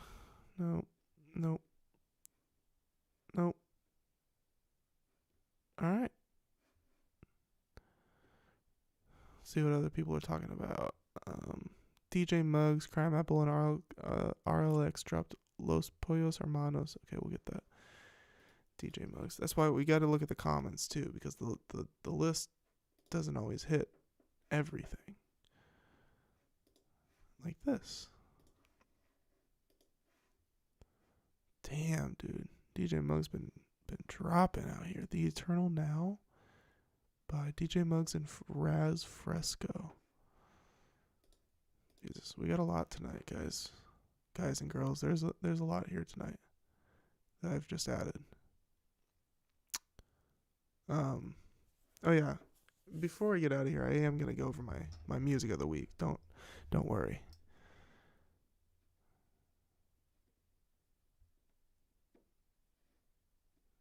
Yeah, my computer's like really struggling tonight for some reason. Where's Dave Blunts? Okay. And the last thing. The last final thing that I want to do is give some new music shoutouts from the past week. Okay, we'll start with albums. We'll start with projects. Just a couple projects. We want to give a shout out to the new Elucid album, Revelator. This thing is kind of a trip to listen to. If you're a fan of albums like By the Time I Get to Phoenix by Andrea Reserve, you're going to like this. Okay? It's very disjointed. It's very chaotic. It's very confusing, but there's a lot to digest. Also, if you're a fan of like JPEG Mafia type shit, you'll probably like this. He's one half of the group Arm and Hammer, alongside Billy Woods. Um, but yeah, he's got this almost like spoken word type of flow, and the production on this thing is like all over the place. It's very creative.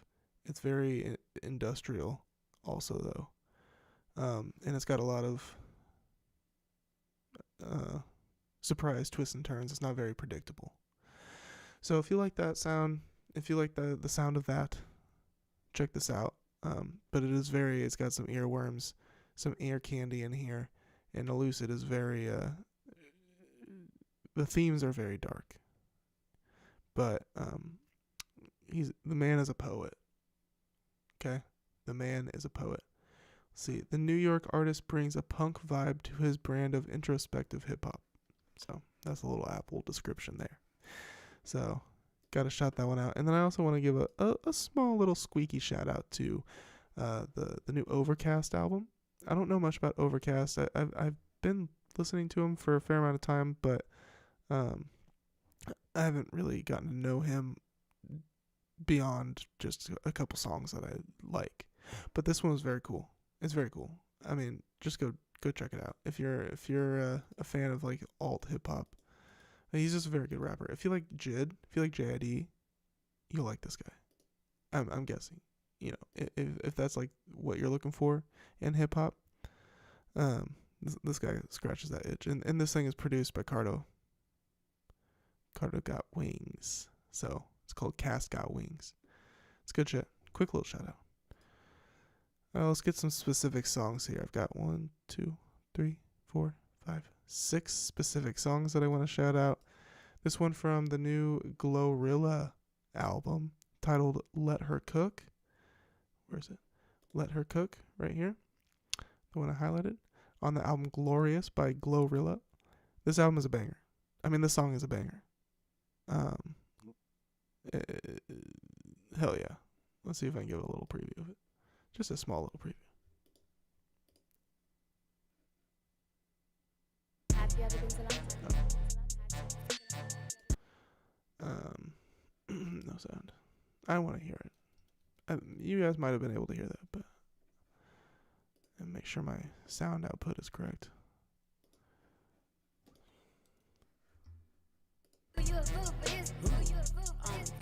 Yeah. Like I said, this thing will snap your neck if you're not careful. You got to be careful with a song like this, because next thing you know, you're just having a good time. Next thing you know, your neck is broke because you snapped it. Let Her Cook. Check it out. Got a new one from La Russell. Oh shit. That's not right. My link is wrong. I'll have to type this one in. Rush Blitz by La Russell.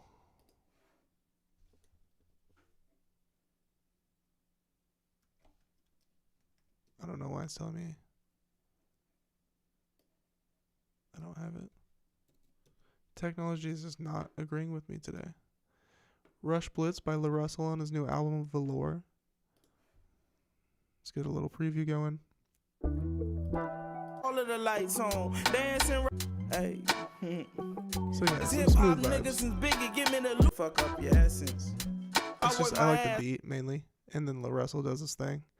La Russell is quite the character. He has a lot of character in his voice, in his vocal delivery, and he's pretty witty and he's funny, and he's just here for a silly goofy, or not even a silly goofy time, for a chill vibe time. He's here for good times. La Russell's here for good times, and I like that about him. And I like the song Rush Blitz. Check it out. It's Just nice. smile right poems, picking the right song, Rolling Stone. You got church on It's suit, good. cold as He hip hop. really controls it. You know, He really controls the song. Let's see if I can paste the right link in here real quick.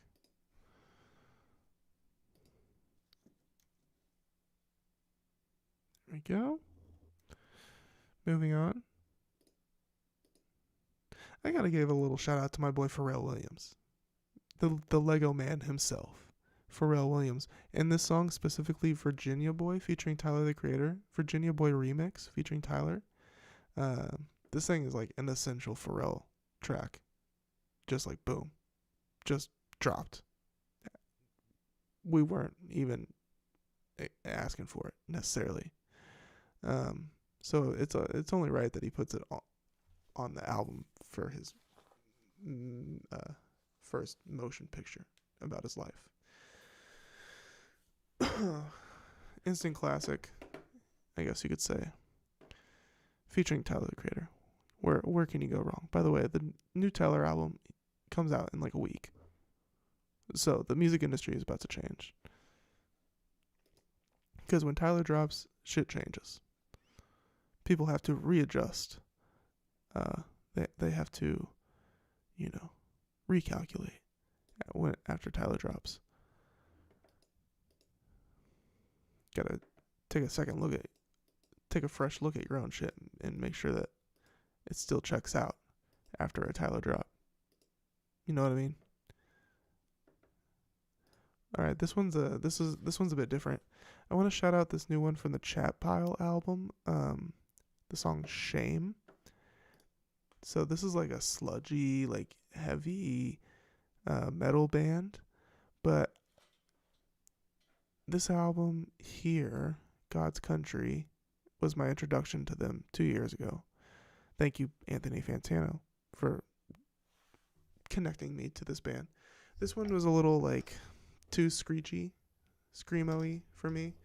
As far as I remember it, I liked some of it. I liked it enough to have me return for this one. But this album is like a huge improvement. They kind of like they're hitting vibes that are kind of my speed, more my speed. And so specifically I want to shout out Shame. It's less like screechy screamo-y. It is heavier though. It is very heavy and sludgy. But it rocks, dude. Like this shit rocks. So don't usually shout out metal. But when it comes across my plate and it's good, I can't ignore it. And we're just here to appreciate the best music possible, So I want to shout out a specific one from the Elucid. I want to shout out Ikebana. This one, Ikebana.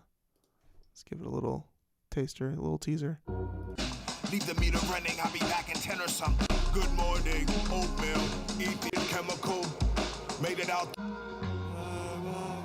Yeah. Hell yeah, dude. This one's a vibe. This is one of the more digestible ones. One of the more palatable tracks on here, which is kind of why I put it in my shout out list. So I say give that one. If you want to try this album out, I say try that one or try Instant Transfer, the one right before it.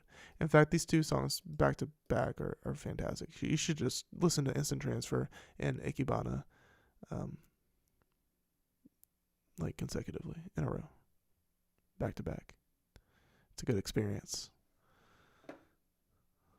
And then my last one that I want to shout out for the week is the new Flying Lotus single, Ingo Swan.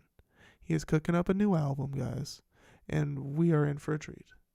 If it is, if the first two singles are any indication, or if I guess the latest two singles are any indication of the direction of the album. Yeah. Carmen Bozia is the title of the first one, which is okay, but this one I like a lot more, or some more. And yeah, whatever he's cooking up, it's some sort of masterpiece. I can tell. Give us a little teaser taster. So yeah, this thing is funky as hell. It's complex. It's so detailed. There's a lot going on. And it just maintains this funk the whole way through. Very intricate track by Flylo. So we're excited for his project. Maybe we'll get it by the end of the year. Hope. Maybe we'll get it beginning of next year. Hopefully it is a project that he's. It seems to be a rollout. But with that, my friends, I'm gonna go home, or I am home. I just said I'm gonna go home. I'm gonna go to bed, which is my true home. That is the truest form of home, is the bed. You know, I'm home. I'm at home, but I'm in the basement. It's not very cozy. It's not like where I snuggle up and stay warm. I need to be in bed. That's the home of the home, is the bed. And that's where I want to go lie right now. As you can hear, my voice is pretty much about to completely give out on me. So I think these will be my last words here.